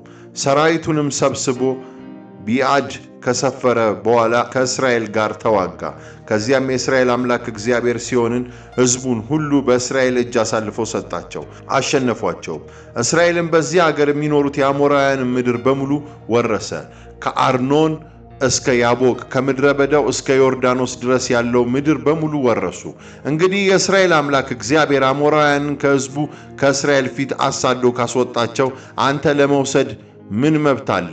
አምላክ ካሞሽ የሰጠህን ይዞ ማቆየት ያንተ ፋንታ ነው። እኛም እንደዚሁ አምላካችን እግዚአብሔር የሰጠንን ሁሉ ርስት አድርገን እንወርሳለን። አንተ ከሞዓብ ንጉሥ ከሴፎር ልጅ ከባላቅ ትበልጣለህን? ለመሆኑ እርሱ ከእስራኤል ጋር ተጣልቷልን ወይስ ተዋግቷልን? እስራኤልም በአሴቦንና በመንደሮቹ በአሮኤርና በመንደሮቹ በአርኖንም አቅራቢያ ባሉት ከተሞች ሁሉ 300 ዓመት ተቀምጦ በነበረበት በዚያን ጊዜ ስለምን አልወሰዳችኋቸውም ነበር? እኔ አልበደሉህም፣ አንተ ግን በእኔ ላይ ዘምተህ በድለኸኛል። እንግዲህማ ፈራጁ እግዚአብሔር በእስራኤላውያን በአሞናውያን መካከል ዛሬ ይፍረድ። የአሞን ንጉሥ ግን ዮፍታሔ የላከውን መልእክት ከምንም አልቆጠረውም። ከዚያም የእግዚአብሔር መንፈስ በዮፍታሔ ላይ ወረደ። ተነስቶም ገለዓድ ምናሴን አቋርጦ ሄደ። ገለዓድ ባለችው በምጽጳ በኩል አድርጎም በአሞናውያን ላይ ዘመተባቸው። ዮፍታሔም እንዲህ ሲል ለእግዚአብሔር ተሳለ፣ አሞናውያንን በእጅ አሳልፈ ብትሰጠኝ አሞናውያንን ድል አድርጌ በምመለስበት ጊዜ በመጀመሪያው ሊቀበለኝ ከቤቴ ደጅ የሚወጣው ማንኛውም ሰው ለእግዚአብሔር ይሆናል። እኔም የሚቃጠል መሥዋዕት አድርጌ አቀርበዋለሁ። ከዚያም ዮፍታሔ አሞናውያንን ለመውጋት ወጣ። እግዚአብሔርም እርሱም በእጁ አሳልፎ ሰጠው። ከአሮኤር አንስቶ እስከ ሚኒት አካባቢ ከዚያም አልፎ እስከ ክራሚም የሚገኙትን 20 ከተሞች ፈጽሞ አጠፋቸው። አሞናውያንም ለእስራኤል ተገዙ። ዮፍታሔ ምጽጳ ወዳለው ቤቱ ተመለሰ። እነሆ ልጁ አታሞ እየደለቀች በመስፈን ልትቀበለው ወጣች። እርሷም አንዲት ልጁ ብቻ ነበረች፣ ከእርሷ በቀር ወንድም ሆነ ሴት ልጅ አልነበረው። ባያትም ጊዜ ልብሱን በመቅደድ ወይኔ ልጄ ጉድ አደረግሽኝ፣ ጭንቅም ላይ ጣልሽኝ፣ ማስቀረትም አልችለውን ስዕለት ለእግዚአብሔር ተስያለሁና ብሎ በአዘን ጮኸ። እርሷም እንዲህ አለች፣ አባቴ ወይ መቼም አንዴ ለእግዚአብሔር ቃል ገብተሃል። ጠላቶችን አሞናውያን አሁን እግዚአብሔር ተበቅሎልሃልና ቃል የገባውን ፈጽምብኝ። ነገር ግን አንድ ነገር ብቻ እንድትፈቅድልኝ እለምንሃለሁ። ከእንግዲህ ባል ስለማላገባ ከባልንጀሮቼ ጋር ወደ ተራሮች ወጥቼ እየዞሩ 2 ወር እንዳለቅስ አሰናብተኝ። እርሱም በይ ሂጂ ብሎ ለ2 ወር አሰናበታት። እርሷም ከእንግዲህ ባል ስለማታገባ ከልጃገረድ ጓደኞቿ ጋር ወደ ተራሮች ሄደው አለቀሱ። ከ2 ወር በኋላ ወደ አባቷ ተመለሰች። እርሱም የተሳለውን አደረገ፣ ድንግልም ነበረች። ከዚያን ጊዜ ጀምሮ ይህ በእስራኤል ልማድ ሆኖ የእስራኤል ወጣት ሴቶች የገለዓዳዊውን የዮፍታሔ ልጅ በማሰብ በየዓመቱ እየወጡ የ4 ቀን ሐዘን ያደርጉላታል።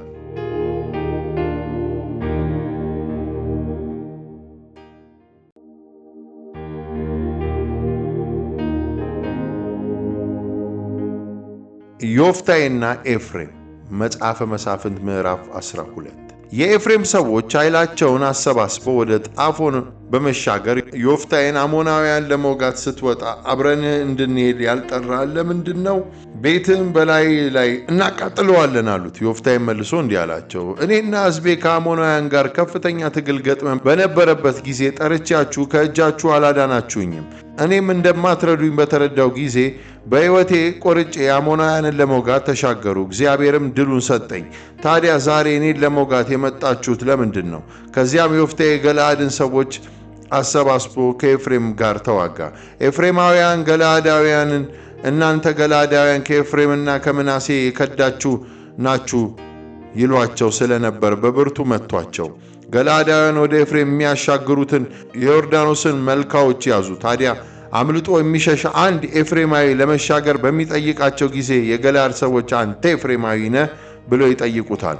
ያም ሰው አይደለውም ብሎ ከመለሰላቸው እስቲ ሼቦሌት በል ይሉታል። ታዲያ ቃሉን በትክክል ማለት ሳይችል ቀርቶ ሲቦሊት ካለ ይዘው እዚያው መልካው ላይ ይገድሉታል። በዚያ ጊዜ 42,000 ኤፍሬማውያን ተገደሉ። ዮፍታሔ በእስራኤል ላይ ለ6 ዓመት ፈራጅ ሆነ። ገለዓዳዊው ዮፍታሔ ሞተ፣ ከገለዓድ ከተሞች በአንዲቱ ተቀበረ። ኤብጻን፣ ኤሎም፣ ኤብዶን። ከዮፍታሔ ቀጥሎ የቤተልሔሙ ኤብዳን በእስራኤል ላይ ፈራጅ ሆነ። እርሱም 30 ወንዶችና 30 ሴቶች ልጆች ነበሩት። ሴቶች ልጆቹንም ከጎሳው ውጪ ለሆኑ ሰዎች ዳራቸው። ከጎሳው ውጪ የሆኑ 30 ልጃገረዶች አምጥቶ ከወንዶች ልጆቹ ጋር አጋባቸው። ኤብጻን በእስራኤል ላይ 7 ዓመት ፈራጅ ሆነ። ኤብጻን ሞተ፣ በቤተልሔምም ተቀበረ። ከእርሱ በኋላ ዛብሎናዊው ኤሎም በእስራኤል ላይ 10 ዓመት ፈራጅ ሆነ። ከዚያም ኤሎም ሞተ፣ በዛብሎን ምድር ኢያኢሎን ተቀበረ። ከኤሎም ቀጥሎ የጲርዓቶናዊው የኤሊል ልጅ አብዶን በእስራኤል ፈራጅ ሆነ። እርሱም በ70 አህዮች ላይ የሚቀመጡ 40 ወንዶች ልጆችና 30 ወንዶች የልጅ ልጆች ነበሩት። በእስራኤልም ላይ 8 ዓመት ፈራጅ ሆነ። ከዚያም የኢሌል ልጅ አብዶን ሞተ፣ ኮረብታማ በሆነው በአማሌቃውያን አገር በኤፍሬም ምድር በጲርዓቶን ተቀበረ።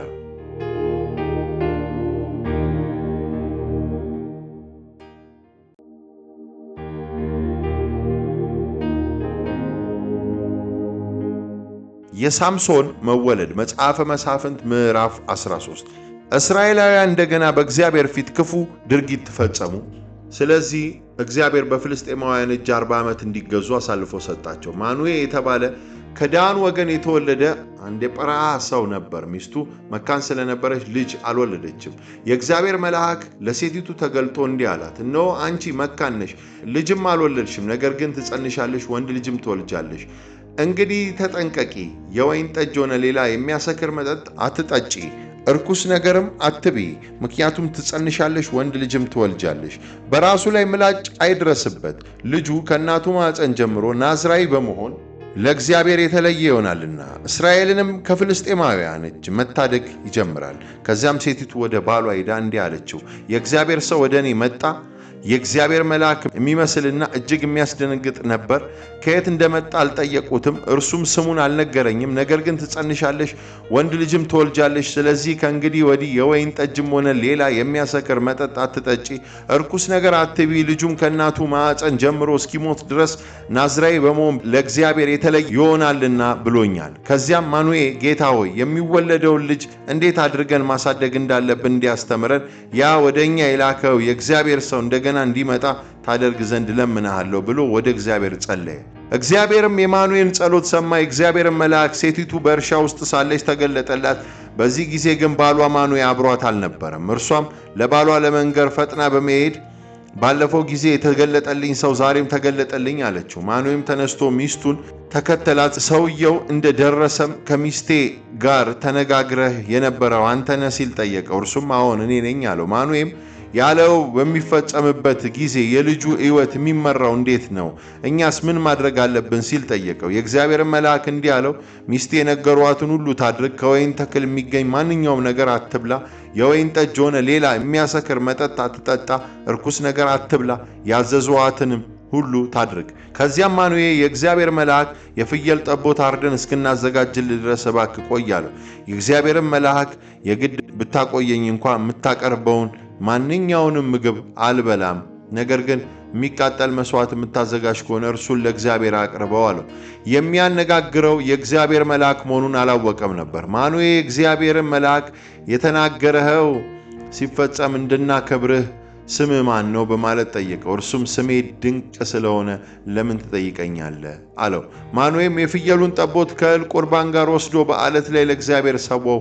ማኑኤና ሚስቱ እያዩ እግዚአብሔር አስደናቂ ነገር አደረገ ይኸውም የእሳቱ ነበልባል ከመሠዊያው ወደ ሰማይ ሲወጣ የእግዚአብሔር መልአክ በነበልባሉ ውስጥ አረገ። ማኑኤና ሚስቱ ይህን ሲመለከቱ በግንባራቸው መሬት ላይ ተደፉ። የእግዚአብሔር መልአክ ለማኑኤና ለሚስቱ ዳግመኛ ባለመገለጡ ቀደም ሲል የተገለጠላቸው የእግዚአብሔር መልአክ መሆኑን ማኑኤ ያወቀ። ሚስቱንም እግዚአብሔር ስላየን ያለ ጥርጥር እንሞታለን አላት። ሚስቱ ግን መልሳ እንዲህ አለችው፣ እግዚአብሔር ሊገድለን ቢፈልግ ኖሮ የሚቃጠለውን መሥዋዕትና የእህል ቁርባኑን ከእጃችን ባልተቀበለን፣ ደግሞም ይህን ነገር ሁሉ ባላሳየንና እንዲህ ያለውንም ነገር በዚህ ጊዜ ባልነገረን ነበር። ሴቲቱም ወንድ ልጅ ወለደች፣ ስሙንም ሳምሶን ብላ ጠራችው። ልጁ አደገ፣ እግዚአብሔርን ባረከው። የእግዚአብሔርን መንፈስ በጸረሃና በኤሽታኦል መካከል ባለው በዳን ሰፈር ሳለ ያነቃቃው ጀመር።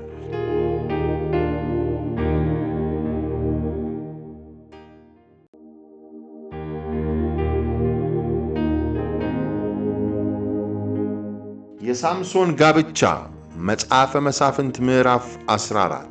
ሳምሶን ወደ ተምና ወረደ። እዚያም አንዲት ወጣት ፍልስጤማዊት አየ። እንደተመለሰም አባቱንና እናቱን በተምና አንዲት ወጣት ፍልስጤማዊት አይቻለሁና አሁኑኑ አጋቡኝ አላቸው።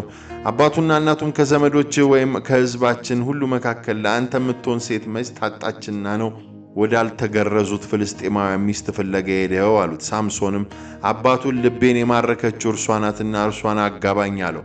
በዚያን ጊዜ በእስራኤል ላይ ገዢዎች ፍልስጤማውያን ስለነበሩ ከፍልስጤማውያን ጋር ጠብ እንዲፈጠር እግዚአብሔር ሆን ብሎ ያደረገው ነገር መሆኑን አባቱና እናቱ አላወቁም ነበር። ከዚያም ሳምሶን ከአባቱና ከእናቱ ጋር ወደ ተምና ወረደ። በዚያም ከአንድ የወይን አትክልት ቦታ እንደደረሱ ድንገት አንድ የአንበሳ ደቦል እያገሳ መጣበት። በዚያ ጊዜ የእግዚአብሔር መንፈስ በኃይል ወረደበት። ስለዚህ የፍየል ጠቦት እንደሚገነጣጥል አንበሳውን ያለምንም መሳሪያ በባዶ እጁ ገነጣጠለው። ያደረገውን ግን ለአባቱም ሆነ ለእናቱ አልነገራቸውም ነበር። ወደ ሴቲቱም ወረደ፣ ከእርሷም ጋር ተነጋገረ፣ እጅግም ወደዳት። ከጥቂት ቀን በኋላ ሊያገባት ተመለሰ። የአንበሳውን በድን ለማየት ከመንገድ ዘወር አለ። በበድኑም ውስጥ የንብ መንጋ ሰፍሮ ተመለከተ፣ ማርም ነበረበት። በእጁ ወስዶ መንገድ ለመንገድ እየበላ ሄደ። ከወላጆቹም ጋር እንደተገናኘም ከማሩ ሰጣቸው፣ እነርሱም በሉ። ነገር ግን ማሩን የወሰደው ከአንበሳ በድን መሆኑን አልነገራቸውም ነበር። የሳምሶን አባት ልጅቱን ሊያይ ወረደ። ሳምሶንም በነበረው የሙሽራ ወግ መሠረት በዚያ ግብዣ አደረገ። እርሱም ለፍልስጤማውያን በታየ ጊዜ 30 አጃቢዎች ሰጡት። ሳምሶን እንዲህ አላቸው፣ አንድ እንቆቅልሽ እነግራችኋለሁ። ታዲያ ፍቺውን በሰርጉ በዓል 7 ቀኖች ውስጥ ከሰጣችሁኝ 30 የቀጭን ፈትል በፍታ ቀሚስና 30 የክት ልብስ እሰጣችኋለሁ። እንቆቅልሹን ካልፈታችሁልኝ ግን 30 የቀጭን ፈትል በፍታ ቀሚስና 30ውን የክት ልብስ እናንተ ትሰጡኛላችሁ። እነርሱም በል እንቆቅልሹን ንገረንና እንስማው አሉት። ሳምሶንም ከበላተኛው መብል ከብርቱም ጣፋጭ ነገር ወጣ አላቸው። እነርሱም እስከ 3 ቀን ድረስ እንቆቅልሹን መፍታት አልቻሉም ነበር። በአራተኛው ቀን የሳምሶን ሚስት የእንቆቅልሹን ፍቺ እንዲነግረን ባልሽን እስቲ አግባቢልን፣ ያለዚያ አንቺንም የአባትሽንም ቤተሰብ በእሳት እናቃጥላቸዋለን፣ ጠርታችሁ የጋበዛችሁን ልትዘርፉን ነው አሏት። ከዚያም የሳምሶን ሚስት ተንሰቅስቃ እያለቀሰች ከፊቱ በመቅረብ ለካስ ትጠላኛለህ፣ በእርግጥ አትወደኝም አለችው። እርሱም ይህን ለአባቴ ሆነ ለእናቴ አልነገሯቸውም፣ ታዲያ ለአንቺ ለምን እነግርሻለሁ አላት። ሚስቱን በሰርጉ በዓል 7 ቀን ሙሉ እያለቀሰች ጨቀጨቀችው። አጥብቃ ስለነዘነዘችው በመጨረሻ በሰባተኛው ቀን ነገራት። እርሷን በበኩሏ የእንቆቅልሹን ፍቺ ለሕዝቧ ነገረች። በሰባተኛው ቀን ፀሐይ ከመጥለቋ በፊት የከተማው ሰዎች ከማር የጣፈጠ ምን ተገኝቶ ከአንበሳስ ወዲያ ብርቱ ከየት መጥቶ አሉት። ሳምሶን መልሶ በጊደሬ ባላረሳችሁ እንቆቅልሼንም ባልፈታችሁ አላቸው። ከዚያም የእግዚአብሔር መንፈስ በሳምሶን ላይ በኃይል ወረደበት። ወደ አስቀሎናም ወርዶ ከሰዎቻቸው መካከል 30ውን ገደለ። ያላቸውንም ከገፈፈ በኋላ ልብሶቻቸውን አምጥቶ እንቆቅልሹን ለፈቱት ሰዎች ሰጣቸው። በቁጣ እንደነደደም ተነስቶ ወደ አባቱ ቤት ወጣ። የሳምሶንም ሚስት ለሚዜው ተዳረች።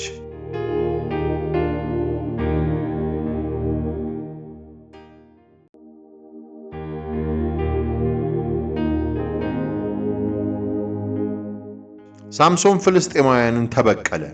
መጽሐፈ መሳፍንት ምዕራፍ 15። ከጥቂት ጊዜ በኋላ በስንዴ መከር ወራት ሳምሶን አንድ የፍየል ጠቦት ይዞ ሚስቱን ለማየት ሄደ።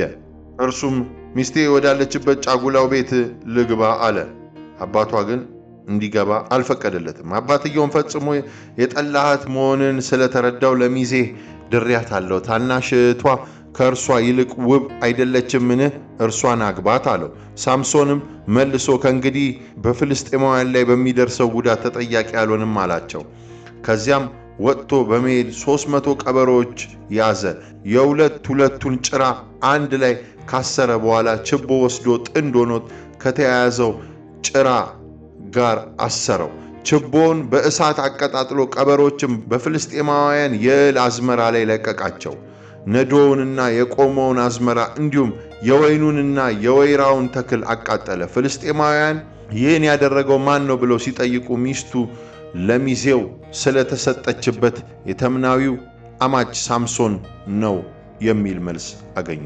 ስለዚህ ፍልስጤማውያን ወጥተው ሴቲቱንና አባቷን በእሳት አቃጥለው ገደሏቸው። ሳምሶንም እንግዲህ እናንተ ይህን ካደረጋችሁ እኔ ደግሞ ሳልበቀላችሁ አልመለስም አለ። ክፉኛ መታቸው፣ ከእነርሱም ብዙዎቹን ገደለ። ከዚያም ወርዶ በኢታ ማለት ዋሻ ተቀመጠ። ፍልስጤማውያን ወጥተው በይሁዳ ሰፈሩ። ከዚያም በሊኢ አጠገብ ተበታትነው አደፈጡ። የይሁዳም ሰዎች ልትወጉን የመጣችሁት ለምንድን ነው ሲሉ ጠየቋቸው። እነርሱም እኛ የመጣነው ሳምሶንን ልናስርና ያደረገብንን ልናደርግበት ነው ብለው መለሱላቸው። ከዚያም 3000 ሰዎች ከይሁዳ ተነስተው በኢታም አለት ወዳለው ዋሻ ወርደው ሳምሶንን ፍልስጤማውያንን ገዢዎቻችን መሆናቸውን አታውቅምን? ያደረግብንስ ነገር ምንድን ነው ብለው ጠየቁት። ሳምሶንም ያደረጉት እነርሱ ያደረጉብኝን ነው በማለት መለሰላቸው። እነርሱም አስረን ለፍልስጤማውያን ልንሰጥ ይኸው መጥተናል አሉት። ሳምሶንም እናንተ ራሳችሁ ላትገድሉኝ ማሉልኝ አላቸው። እነርሱም አስረን ብቻ ለእነርሱ አሳልፈን እንሰጣለን እንጂ ራሳችን አንገድልም አሉት። ከዚያም በሁለት አዳዲስ ገመድ አስረው ከአለቱ ዋሻ አወጡት። ሳምሶን ሊኤ እንደደረሰን ፍልስጤማውያን እየጮሁ ወደ እርሱ መጡ። በዚህ ጊዜ የእግዚአብሔር መንፈስ በሳምሶን ላይ በኃይል ወረደበት። እጆቹ የታሰሩበትንም ገመድ እሳት ውስጥ እንደገባ የተልባ እግር ፈትል ሆኖ ከእጆቹ ላይ ወደቀ። ከዚያም በቅርቡ የሞተ የአንድ የአህያ መንጋጋ አይቶ ከመሬት አነሳ። በዚያም 1000 ሰው ገደለ። ሳምሶንም በአንድ የአህያ መንጋጋ 1000 ሰው ዘራሪ፣ በአንድ የአህያ መንጋ 1000 ሬሳ አነባባሪ ብሎ ፎከረ። ይህን ተናግሮ እንዳበቃ የአህያውን መንጋጋ ከእጁ ወዲያ ወረወረው። የዚያም ቦታ ስም ራማት ሌ ተብሎ ተጠራ። እጅግ ተጠምቶ ስለነበር እነሆ ለአገልጋይ ይህን ታላቅ ድል አጎናጽፈሃል። ታዲያ አሁን በውሃ ጥም ልሙት? እንዴትስ በእነዚህ ባልተገረዙ ፍልስጤማውያን እጅ ልውደቅ በማለት ወደ እግዚአብሔር ጮኸ። እግዚአብሔርም በሊኢ አለት ሰነጠቀለት። ከዚያም ውሃ ጠጣ። ሳምሶን ያን ሲጠጣ በረታ፣ መንፈሱም ታደሰ።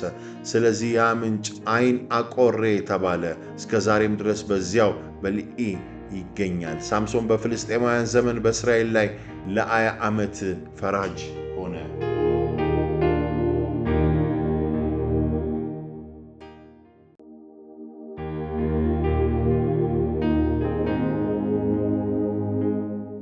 ሳምሶንና ደሊላ መጽሐፈ መሳፍንት ምዕራፍ 16። አንድ ቀን ሳምሶን ወደ ጋዛ ሄደ። እዚያም አንዲት ዝሙት አዳሪ አየ። አብሯት ለማደርም ገባ። የጋዛ ሰዎች ሳምሶን እዚህ ነው የሚል ወሬ ደረሳቸው። ስለዚህም ሰዎቹ ቦታውን ከበው ሌሊቱን በሙሉ በከተማይቱ ቅጥር በር ላይ አድፍጠው ጠበቁት። በማለዳ እንገድለዋለን በማለት ሌሊቱን በሙሉ እንዳደፈጡ አደሩ። ነገር ግን ሳምሶን እዚያ የተኛው እስከ እኩለ ሌሊት ብቻ ነበር። ተነስቶ የከተማይቱን ቅጥር በር ከሁለት መቃኖች ጋር መወርወሪያዎቹንና ማያያዣውን ጭምር በሙሉ ነቅሎ በትከሻው ላይ ካደረገ በኋላ በኬብሮን ፊት ለፊት እስካለው ኮረብታ ጫፍ ድረስ ተሸክሞት ወጣ።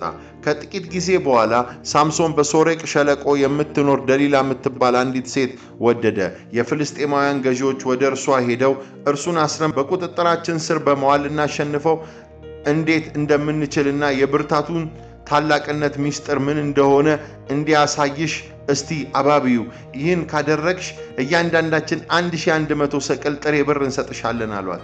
ስለዚህ ደሊላ ሳምሶንን የብርታትን ታላቅነት ሚስጥርን ታስረ በቁጥጥር ስር የምትውለው እንዴት እንደሆነ እባክህ ንገረኝ አለችው። ሳምሶንም ማንም ባልደረቁ 7 እርጥብ ጠፍሮች ቢያስረኝ እንደ ማንኛውም ሰው ደካማ ሆናለሁ አላት። ከዚያም የፍልስጤማውያን ገዢዎች ያልደረቁ 7 እርጥብ ጠፍሮች አመጡላት። እርሷም አሰረችው።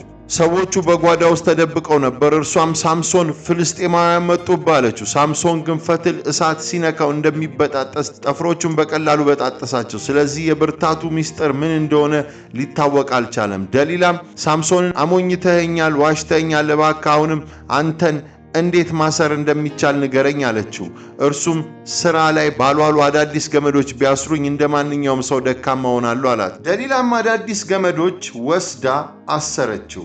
ሰዎቹ በጓዳ ውስጥ ተደብቀው ነበር። እርሷም ሳምሶን ፍልስጤማውያን መጡብህ አለችው። እርሱ ግን ክንዱ የታሰረባቸውን ገመዶች እንደ ፈትል ክር በጣጠሳቸው።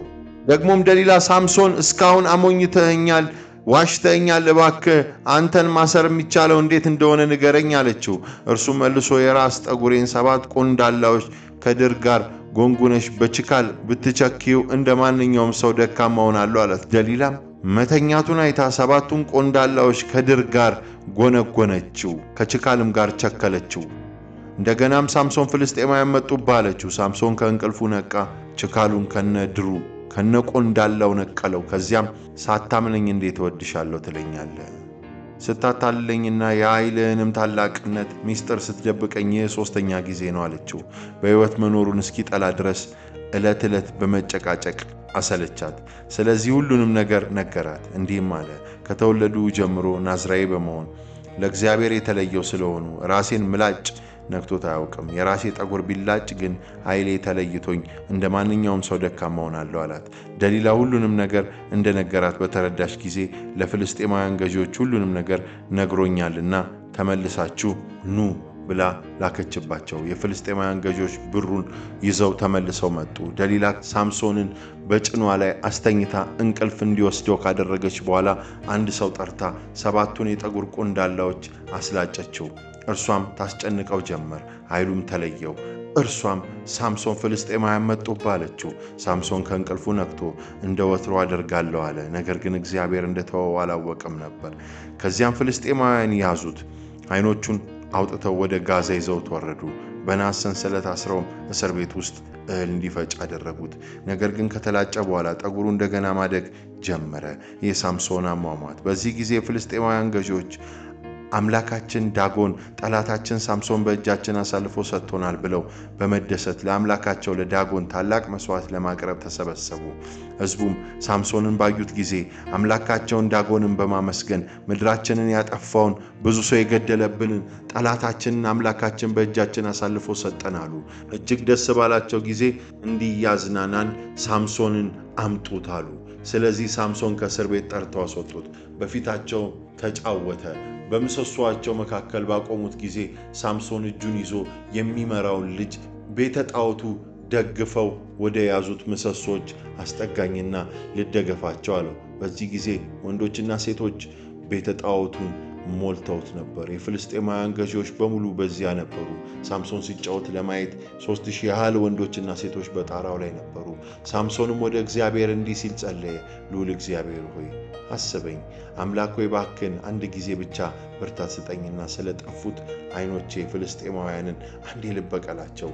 ከዚያም ቤተ ጣዖቱ መካከል ላይ ደግፈው የያዙትን 2 ምሰሶች አንዱን በቀኙ አንዱን በግራ እጁ አቅፎ በመያዝ ከፍልስጤማውያን ጋር አብሬ ልሙት በማለት ባለ ኃይሉ ሲገፋው ቤተ ጣዖቱ በገዢዎቹና በውስጡ በነበሩት በሌሎች ሰዎች ሁሉ ላይ ወደቀባቸው። ስለዚህ በሕይወት ከኖረበት ጊዜ ይልቅ በሞቱ ጊዜ ብዙ ሰው ገደለ።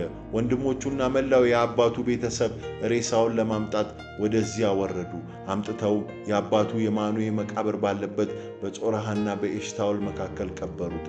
ሳምሶን በእስራኤል ላይ 20 ዓመት ፈራጅ ሆነ።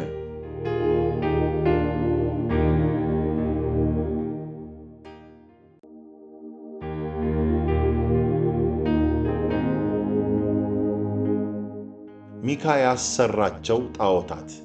መጽሐፈ መሳፍንት ምዕራፍ 17። ሚካ የተባለ በኮረብታማው በኤፍሬም ሀገር የሚኖር ሰው ነበር። እናቱን 1100 ሰቅል ብር ተሰርቆብሽ የሰረቀውን ሰው ስትራገሚ ሰምቼሽ ነበር። ብሩ ከእኔ ዘንድ ይገኛል፣ የወሰዱት እኔ ነኝ አላት። ከዚያም እናቱ ልጄ እግዚአብሔር ይባርክ አለችው።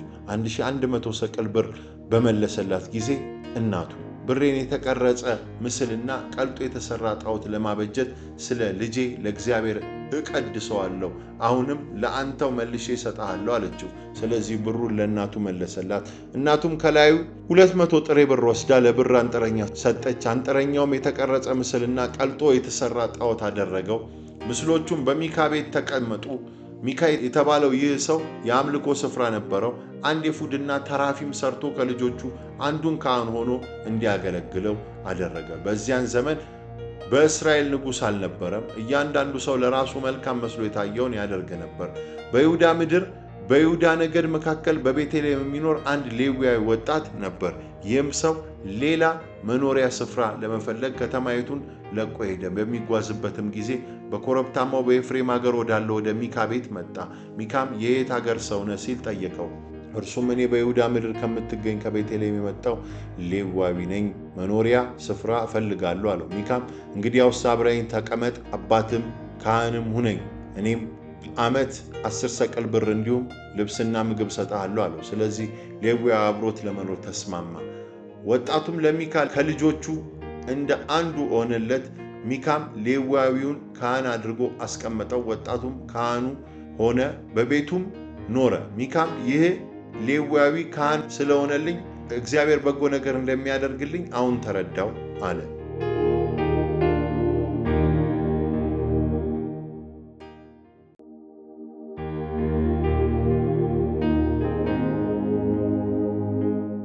ዳናውያን ሰዎች በላይ ይሰፈሩ። መጽሐፈ መሳፍንት ምዕራፍ 18። በዚያ ዘመን በእስራኤል ንጉሥ አልነበረም። የዳን ነገድም በእስራኤል ነገዶች መካከል ርስት ድርሻውን ገና ስላልወሰደ የሚሰፍርበት የራሱን ርስት ይፈልግ ነበር።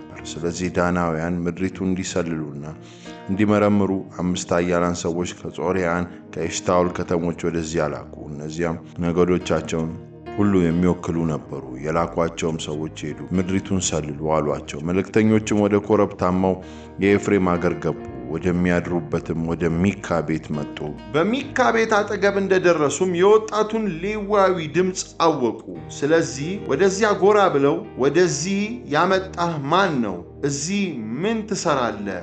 የመጣውስ ለምንድን ነው? ሲሉ ጠየቁት። እርሱም ሚካ ይህን አደረገልኝ፣ ቀጠረኝ፣ ካህኑም ሆኑ አላቸው። እነርሱም መንገዳችን መቃናት አለመቃናቱን እንድናውቅ እባክህ እግዚአብሔርን ጠይቅልን አሉት። ካህኑም በሰላም ሂዱ፣ መንገዳችሁ እግዚአብሔር አቅንቶላችኋል ብሎ መለሰላቸው። ስለዚህ 5ቱ ሰዎች ከዚያ ተነስተው ወደ ላይሽ መጡ። ሲዶናውያን ያለ ስጋት በጸጥታ እንደሚኖሩ ሁሉ በዚያም የሚኖረው ሕዝብ በሰላም እንደሚኖር አዩ።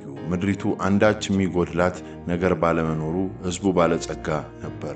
እንዲሁም ከሲዶናውያን ርቆ የሚኖር ሲሆን ከማንኛውም ሕዝብ ጋር ግንኙነት አልነበረውም። ወደ ጦርያን ወደ ኤሽታኦል እንደተመለሱ ወገኖቻቸው የሄዳችሁበት ጉዳይ እንዴት ሆነ በማለት ጠየቋቸው። መልእክተኞቹም እንዲህ አሏቸው፣ ምድሪቱ እጅግ መልካም መሆኗን አይተናል። እንግዲህ ተነሱ፣ ሄደን እንዋጋቸው። ተነሱ እንጂ ዝም ትላላችሁን? ወደዚያው ሄዳችሁ ምድሪቱን ለመያዝ አታመንቱ። እዚያ ስትደርሱም ያለ ስጋት የሚኖር ሕዝብ እግዚአብሔር በእጃችሁ የሚሰጣችሁን አንዳች ነገር ያልጎደላትን ሰፊ ምድር ታገኛላችሁ። ከዚያም በኋላ ከዳን ወገን ለጦርነት ዝግጁ የሆኑ 600 ሰዎች ከጾርያን ከኤሽታኦል ተነሱ። ወጥተውም በይሁዳ ምድር ባለችው በቂርያት አሪም ሰፈሩ። እንግዲህ ከቂርያት አሪም በስተምዕራብ ያለው ስፍራ እስከ ዛሬ ድረስ የዳን ሰፈር መባሉ ከዚህ የተነሳ ነው። ከዚያም ተጉዘው ወደ ኮረብታማው የኤፍሬም ሀገር በመሄድ ወደ ሚካ ቤት መጡ። የላይሽን ምድር ሰልለው የነበሩት 5ቱ ሰዎች ለወንድሞቻቸው ከእነዚሁ ቤቶች በአንዱ ኤፉድ ተራፊም የተቀረጸ ምስልና ቀልጦ የተሰራ ጣዖት እንዳለ ታውቃላችሁን? እንግዲህ ምን ማድረግ እንዳለባችሁ እወቁበት አሏቸው። ስለዚህ ወጣቱ ሌዋዊ ወደሚኖርበት ወደ ሚካ ቤት ጎራ ብለው ሰላምታ አቀረቡለት። ለጦርነት ተዘጋጅተው የመጡት 600 የዳን ሰዎች በቅጥሩ በር መግቢያ ላይ ቆሙ ነበር። ካህኑ ለጦርነት ከተዘጋጁ 600 ሰዎች ጋር በቅጥሩ በር ላይ ቆሞ ሳለ ምድሪቱን ለመሰለል መጥተው የነበሩት 5ቱ ሰዎች ወደ ቤቱ ውስጥ በመግባት የተቀረጸውን ምስልና የኤፉድን ተራፊውንም ቀልጦ የተሰራውን ምስል ወሰዱ። እነዚህ ሰዎች ወደ ሚካ ቤት ገብተው የተቀረጸው ምስል ኤፉድና ተራፊሙንም ቀልጦ የተሰራው ምስል በሚወስዱበት ጊዜ ካህኑ ምን ማድረጋችሁ ነው አላቸው። እነርሱም ዝም በል፣ አንዲት ቃል እንዳትተነፍስ ከእኛ ጋር ሁን፣ አባትም ካህንም ሁነን፣ ለአንተስ የአንድ ቤተሰብ ካህን ከመሆን ይልቅ በእስራኤል የአንዱ ነገድ ጎሳ ካህን ሆነ ማገልገል አይሻልምን አሉት። ይህም ካህኑ ደስ አሰኘው። እርሱም ኤፉዱን ተራፊሙን የተቀረጸውን ምስል ይዞ ከሕዝቡ ጋር ሄደ።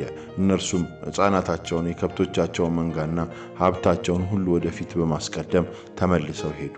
ከሚካ ቤት ጥቂት ራቅ እንዳሉ የሚካ ጎረቤቶች ለእርዳታ ተጠርተው ተሰበሰቡ። የዳን ሰዎችንም ተከታትለው ደረሱባቸው። ከበስተኋላቸውም ሆኖ ሲጮሁባቸው የዳን ሰዎች ወደ ኋላቸው ዞረው ሚካን ሰዎችን ለውጊያ አሰባስበ መምጣት ምን ሆነህና ነው አሉት። እርሱም እንዴት ምን ሆነ ብላችሁ ትጠይቁኛላችሁ? የሰራችኋቸውን አማልክቴንና ካህኔን ወስዳችሁ ሄዳችኋል። ምን የቀረኝ ነገር አለ አላቸው። የዳን ሰዎች አትሟገተን፣ ያለዚያ የተቆጡ ሰዎች ጉዳት ላይ ይጥለዋል፣ አንተም ቤተሰብም ሕይወታችሁን ታጣላችሁ አሉት።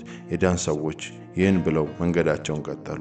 ሚካም የማይችላቸው መሆኑን በማየት ተመልሶ ወደ ቤቱ ሄደ። ከዚያም ሚካ የሰራውን ጣዖትና ካህኑ ወስደው ወደ ላይሽ በመሄድ በሰላምና ያለ ስጋት ይኖር የነበረውን ሕዝብ በሰይፍ መቱት፣ ከተማይቱንም በእሳት አቃጠሉት።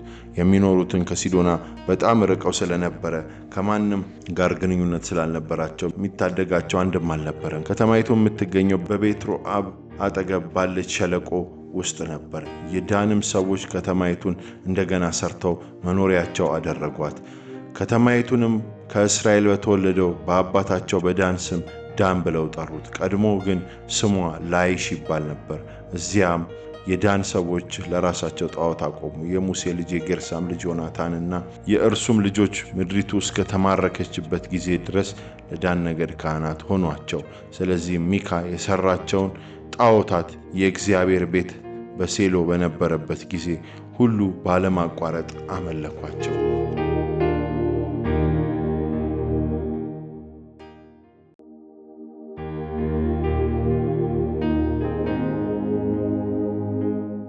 አንድ ሌዋዊና ቁባቱ መጽሐፈ መሳፍንት ምዕራፍ 19። በዚያን ዘመን በእስራኤል ንጉሥ አልነበረም። በዚሁ ጊዜም በኮረብታማው በኤፍሬም አገር የሚኖር አንድ ሌዋዊ ከይሁዳ ምድር ከቤተልሔም አንዲቷን ሴት ቁባት አድርጎ ወሰዳት። ሴቲቷ ግን በታማኝነት አልጸናችም። ትታው በይሁዳ ምድር ወደሚገኘው ወደ አባቷ ቤት ወደ ቤተልሔም ሄደች። እዚያም 4 ወር ከቆየች በኋላ ባሏ ታርቆ ሊመልሳት ወደ እርሷ ሄደ። ሲሄድም አሽከሩንና 2 አህዮቹን ይዞ ነበር። ሴቲቱን ወደ አባቷ ቤት አስገባችው። አባቷን ባየው ጊዜ በደስታ ተቀበለው። የልጅቷ አባትም እዚያው እንዲቆይ አጥብቆ ለመነው። ስለዚህ እየበላ እየጠጣ 3 ቀን አብሮት ተቀመጠ።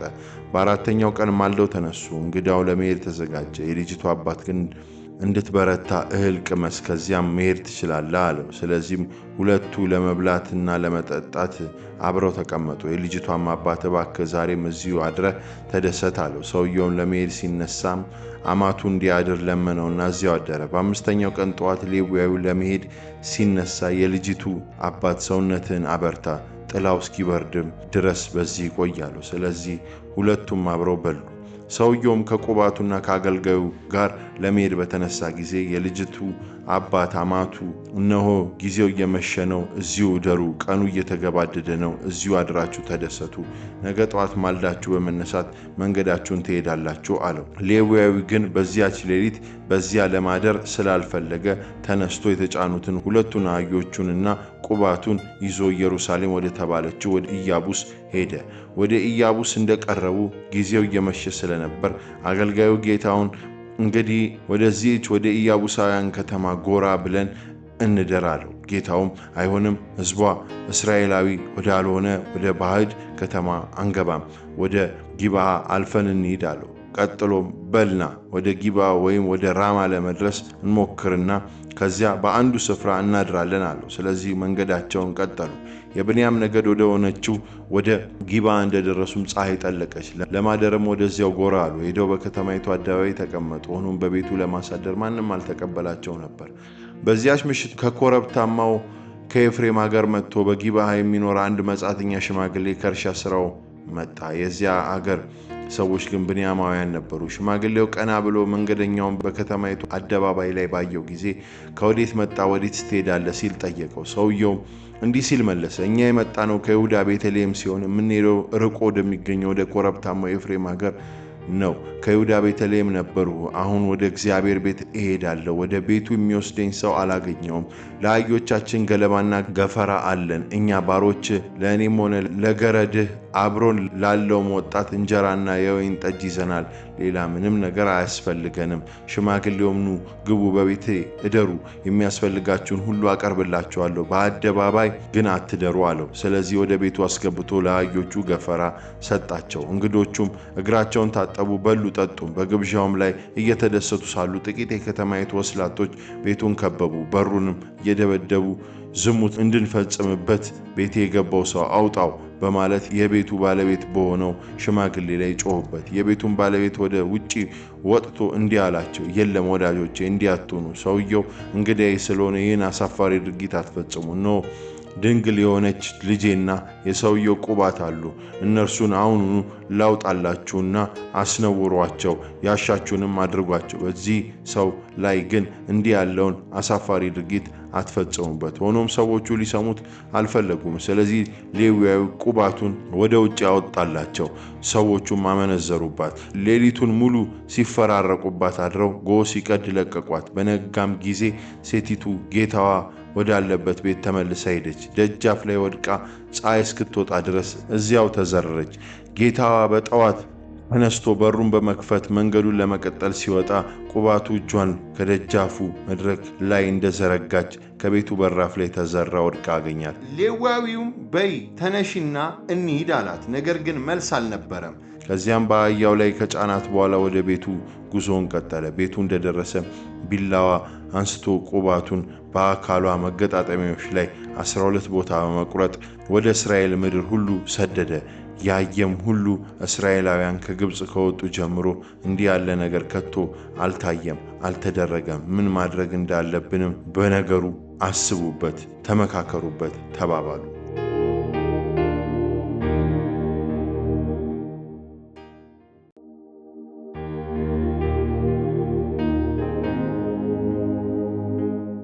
እስራኤላውያን ከብንያማውያን ጋር ተዋጉ።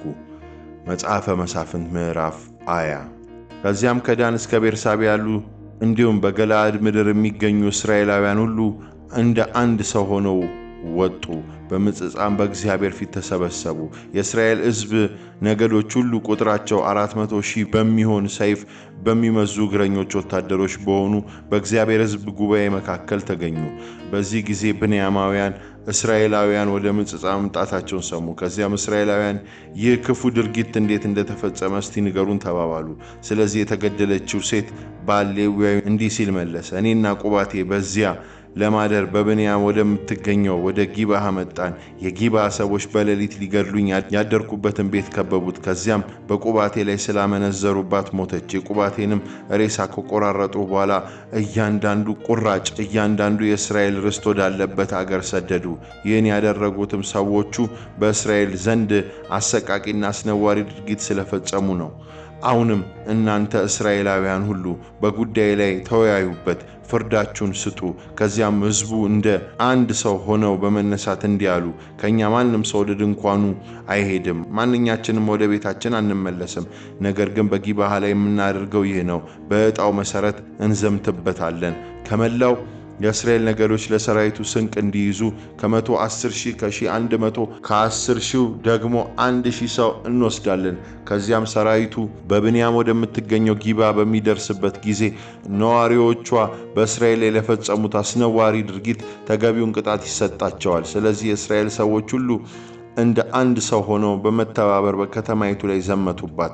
የእስራኤል ነገዶች ለመላው የብንያም ነገድ እንዲህ በማለት መልእክተኞች ላኩ፣ በመካከላቸው የተፈጸመው ይህ ክፉ ድርጊት ምንድን ነው? አሁንም እነርሱን ገድለን ይህን ክፉ ድርጊት ከእስራኤል እንድናስወግድ እነዚያን የጊብዓ ወስላቶች አሳልፋችሁ ስጡን። ብንያማውያን ግን ወገኖቻቸውን እስራኤላውያንን አልሰሟቸውም ነበር። ስለዚህ እስራኤላውያን ለመውጋት ከየከተሞቻቸው በአንድነት ወደ ጊብዓ መጡ። ብንያማውያንም ከመላው የጊብዓ ነዋሪዎች መካከል ከተመረጡት 7 100 ሰዎች፣ ሌላ ሰይፍ የታጠቁ 26000 ሰዎች በአንድ አፍታ ከየከተሞቻቸው በተጨማሪ አሰባሰቡ። በእነዚህም ሁሉ መካከል እያንዳንዱ ድንጋይ ወንጭፈው ጠጉር እንኳ የማይስቱ 700 ምርጥ ግራኞች ነበሩ። እስራኤላውያን ብንያማውያን ሳይጨምር ሰይፍ የታጠቁ 400,000 ተዋጊዎች አሰባሰቡ። እስራኤላውያን ወደ ቤቴል ወጡ። እግዚአብሔርንም ብንያማውያን ለመውጋት ከመካከላችን ማን ቀድሞ ይውጣ ሲሉ ጠየቁ። እግዚአብሔርም ይሁዳ ቀድሞ ይውጣ ብሎ መለሰ። በማግስቱ ጧት እስራኤላውያን ተነስተው በጊባ አጠገብ ሰፈሩ። የእስራኤል ሰዎች ብንያማውያንን ለመውጋት ሄዱ። በጊባ ለሚያደርጉትም ውጊያ ቦታቸውን ያዙ። ብንያማውያን ከጊባ ወጡ። በዚያችም ዕለት ከእስራኤላውያን 22,000 ሰዎች ገደሉ። ይሁን እንጂ እስራኤላውያን እርስ በርሳቸው ተበረታተው በመጀመሪያው ቀን ተሰልፈው በነበረበት ስፍራ ላይ እንደገና ቦታቸውን ያዙ። እስራኤላውያን ወጥተው እስኪመሽ ድረስ በእግዚአብሔር ፊት አለቀሱ። ወንድሞቻችንን ብንያማውያን ለመቅጠም እንደገና እንውጣን ብለው እግዚአብሔርን ጠየቁ። እግዚአብሔርም አሁን ውጡና ግጠሟቸው ብሎ መለሰላቸው። በሁለተኛው ቀን እስራኤላውያን ወደ ብንያማውያን ተጠጉ። በዚሁ ጊዜም ብንያማውያን እስራኤላውያንን ሊወጉ ከጊባ ወጡ። እንደገናም በሙሉ ሰይፍ የታጠቁ 18,000 ሰዎች ገደሉ። የእስራኤልም ሕዝብ ሁሉ ወደ ቤቴል ወጡ። እዚያም እያለቀሱ በእግዚአብሔር ፊት ተቀመጡ። በዚያን ቀን እስኪመሽ ድረስ ጾሙ። በእግዚአብሔር ፊት የሚቃጠል መስዋዕትና የህብረት መስዋዕት አቀረቡ። እስራኤላውያን የእግዚአብሔር ፍቃድ ጠየቁ። በዚያን ጊዜ የእግዚአብሔር የኪዳኑ ታቦት እዚያው ነበር። የአሮን ልጆች የአልዓዛር ልጅ ፊንሐስም በፊቱ ይቆም ነበረ። እስራኤላውያን ወንድሞቻችንን ብንያማውያንን እንደገና ሄደን ጦርነት ንግጠማቸው ወይስ ይቅር ሲሉ ጠየቁ። እግዚአብሔርም ሂዱ፣ በነገው ዕለት በእጃቸው አሳልፌ እሰጣቸዋለሁ አላቸው። ከዚያም የእስራኤላውያን በጊባ ዙሪያ ድብቅ ጦር አኖሩ። በሦስተኛው ቀን ብንያማውያን ለመዋጋት ወጡ። ከዚያም በፊት እንዳደረጉት ሁሉ ጊብዓን ለመውጋት ቦታቸውን ያዙ። ብንያማውያንም ሊገጥሟቸው ወጡ። ከከተማይቱም ርቀው እንዲሄዱ ተደረጉ። እንደ በፊቱም እስራኤላውያን ይገድሉ ጀመር። ከዚያም የተነሳም በሜዳው እንዲሁም ወደ ቤቴልና ወደ ጊባ በሚወስደው መንገዶች ላይ 30 ያህል ሰዎች ወድቀው ነበር። ብንያማውያን እንደ በፊቱ ይኸው ድል እያደረግናቸው ነው አሉ። እስራኤላውያንም በበኩላቸው ወደ ኋላ እያፈገፈግን ከከተማይቱ ወደ መንገዶቹ እንዲርቁ እናድርጋቸው ይሉ ነበር። የእስራኤል ሰዎች በሙሉ ከነበሩበት ቦታ አፈግፍገው በበዓል ታማር ስፍራቸውን ያዙ። ሸምቆ ይጠባበቅ የነበረው የእስራኤል ጦር ደግሞ ካደፈጠበት ከጊባ በስተ ምዕራብ ካለው ቦታ ወጣ። ከዚያም ከመላው እስራኤል የተወጣጣው 10,000 ጦር በጊብዓ ላይ ፊት ለፊት አደጋ ጣለ። ውጊያው ከመበርታቱ የተነሳም ብንያማውያን መጥፊያቸው እየቀረበ መምጣቱን ገና አላወቁም ነበር። እግዚአብሔር ብንያምን በእስራኤል ፊት መታው። በዚያች ዕለት እስራኤላውያን በሙሉ ሰይፍ የታጠቁ 25,100 ብንያማውያን ገደሉ። ከዚህ የተነሳ ብንያማውያን ድል መሆናቸውን ተረዱ። በዚህ ጊዜ እስራኤላውያን ጊብዓ ላይ ባኖሩት ድብቅ ጦር ስለተማመኑ የተሸነፉ በመምሰል ለብንያማውያን ቦታ ለቀቁ። ከዚያም ሸምቀው የነበሩት ሰዎች በድንገት እየተወረወሩ ወደ ጊብዓ ገቡ። በየቦታው ተሰራጭተው መላይቱን ከተማ በሰይፍ መቱ። የእስራኤል ሰዎች ያሸመቀው ጦር በከተማይቱ ውስጥ ከባድ የጢስ ደመና ምልክት እንዲያሳይ፣ እስራኤላውያንም ይህን ሲያዩ ወዲያውኑ እንዲያፈገፍጉ ተስማሙ። ብንያማውያን ማጥቃት እንደጀመሩ 30 እስራኤላውያን ስለገደሉ እንደ መጀመሪያ የጦርነት ጊዜ እያሸነፍናቸው ነው አሉ። ነገር ግን የጢሱ አምድ ከከተማይቱ መነሳት በጀመረ ጊዜ ብንያማውያን ወደ ኋላቸው ዞረው የመላይቱ ከተማ ጢስ ወደ ሰማይ ሲወጣ አዩ። ከዚያም እስራኤላውያን ዞረው አጠቋቸው። በዚህ ጊዜ ብንያማውያን ጥፋት እንደደረሰባቸው ስላወቁ እጅግ ደነገጡ። ስለዚህም ጀርባቸውን አዙረው ከእስራኤላውያን ፊት ወደ ምድረ በዳው ሸሹ። ሆኖም ከጦርነት ማምለጥ አልቻሉም። ከየከተሞቹ የወጡ እስራኤላውያንም በዚያው ገደሏቸው። ብንያማውያንም ከበቧቸው፣ አሳደዷቸው። ከጊብዓ በስተ ምስራቅ ትይዩ ባለው ስፍራ በቀላሉ አሸነፏቸው። በጦርነቱም ላይ 18,000 ብንያማውያን ወደቁ። ሁሉም ምርጥ ተዋጊዎች ነበሩ። ብንያማውያን ጀርባቸውን አዙረው በምድረ በዳው በኩል ወደ ሬሞን አለት በሚሸሹበት ጊዜ እስራኤላውያን በመንገድ ላይ 5,000 ሰው ገደሉባቸው። እስከ ጊድአምም ድረስ ተከታትለው 2,000 ሰዎች በተጨማሪ ገደሉ። በዚያች ዕለት ሰይፍ የታጠቁ 25,000 ብንያማውያን በጦር ሜዳ ወደቁ።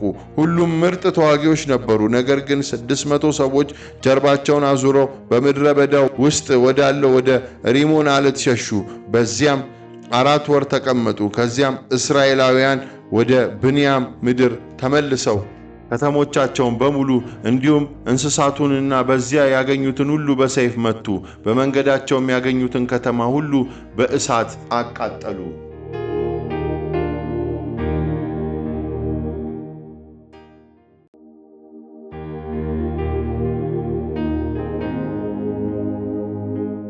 ለብንያማውያን ሚስት ስለማግኘት መጽሐፈ መሳፍንት ምዕራፍ 21 እስራኤላውያን በምጽጻ ከኛ አንድም ሰው ሴት ልጁን በጋብቻ ለብንያማውያን መዳር የለበትም በማለት ተማምለው ነበር። ሕዝቡ ወደ ቤቴል ሄደው በዚያ እስከ ማታ ድረስ በእግዚአብሔር ፊት ተቀመጡ። ድምፃቸውንም ከፍ በማድረግ አምርረው አለቀሱ፣ እንዲህም አሉ። የእስራኤል አምላክ እግዚአብሔር ሆይ፣ ይህ ለምን በእስራኤል ላይ ሆነ? ዛሬ ከእስራኤል አንድ ነገድ እንዴት ይታጣ? በማግስቱ ጠዋት ሕዝቡ መሠዊያ ሰሩ፣ የሚቃጠል መሥዋዕትና የኅብረት መሥዋዕት አቀረቡ። በምጽጻ በእግዚአብሔር ጉባኤ ፊት ያልተገኘ ማንኛውም ሰው መገደል አለበት ብለው እስራኤላውያን ተማምለው ስለነበር ከእስራኤል ነገዶች ሁሉ በእግዚአብሔር ፊት ሳይወጣ የቀረ ማን አለ ሲሉ ጠየቁ። በዚህ ጊዜ እስራኤላውያን ስለ ወንድሞቻቸው ስለ ብንያማውያን በማዘን እንዲህ አሉ። ዛሬ ከእስራኤል ነገዶች አንዱ ታጥቷል።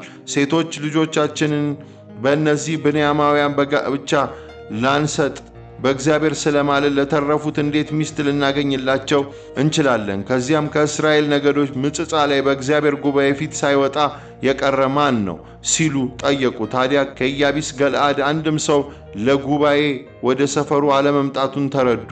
ሕዝቡን ሲቆጥሩም ከኢያቢስ ገለዓድ ሰዎች አንድ ሰው አልነበረምና፣ ስለዚህ 12,000 ተዋጊዎች ወደ ኢያቢስ ገለዓድ ሄደው በዚያ የሚኖሩትን በሙሉ ሴቶችና ሕፃናቱን ጭምር በሰይፍ እንዲፈጇቸው ጉባኤው መመሪያ ሰጥቶ ላካቸው። እነርሱም እንግዲህ የምታደርጉት ይህ ነው፣ ወንዱን በሙሉ እንዲሁም ድንግል ያልሆኑትን ሴቶች ሁሉ ግደሉ አሏቸው። በኢያቢስ ገለዓድ ከሚኖሩ ሕዝብ መካከል ወንድ ያልደረሰባቸው 400 ደናግል አገኙ። በከነዓን ምድር በሴሎ ወደሚገኘው ሰፈር አመጧቸው። ከዚያም ጉባኤው በሙሉ በሬሞን አለት ወዳሉት ብንያማውያን የሰላም ጥሪ አስተላለፈ።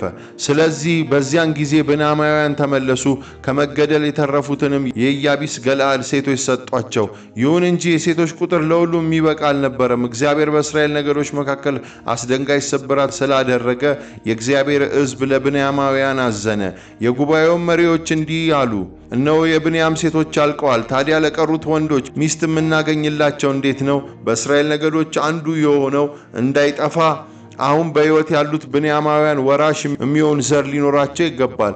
ልጁን ለብንያማዊ የሚድር እርጉም ይሁን ብለን እኛ እስራኤላውያን ስለተማማልን እንግዲህ ልጆቻችንን ልንድርላቸው አንችልም። ይሁን እንጂ ከቤቴል በስተሰሜንና ከቤቴል ወደ ሴኬም በሚወስደው መንገድ በስተ ምስራቅ እንዲሁም ከለቦና በስተደቡብ ባለችው በሴሎ የእግዚአብሔር በዓል በየዓመቱ ይከበራል። ስለዚህ ለብንያማውያን እንዲህ ሲሉ መመሪያ ሰጧቸው። ሄዳችሁ በወይኑ የአትክልት ስፍራ ተደበቁ፣ አድፍጣችሁ ተጠባበቁ።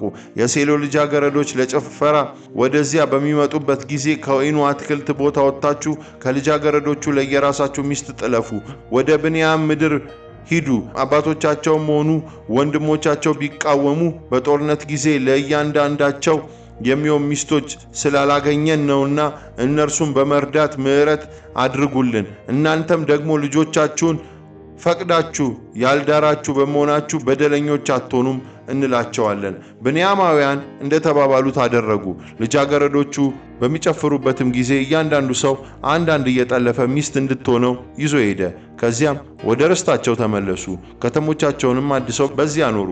በዚያን ጊዜ እስራኤላውያን ያን ቦታ ትተው ወደየቤታቸው፣ ወደየርስታቸው፣ ወደየጎሳቸውና ወደየነገዳቸው ሄዱ።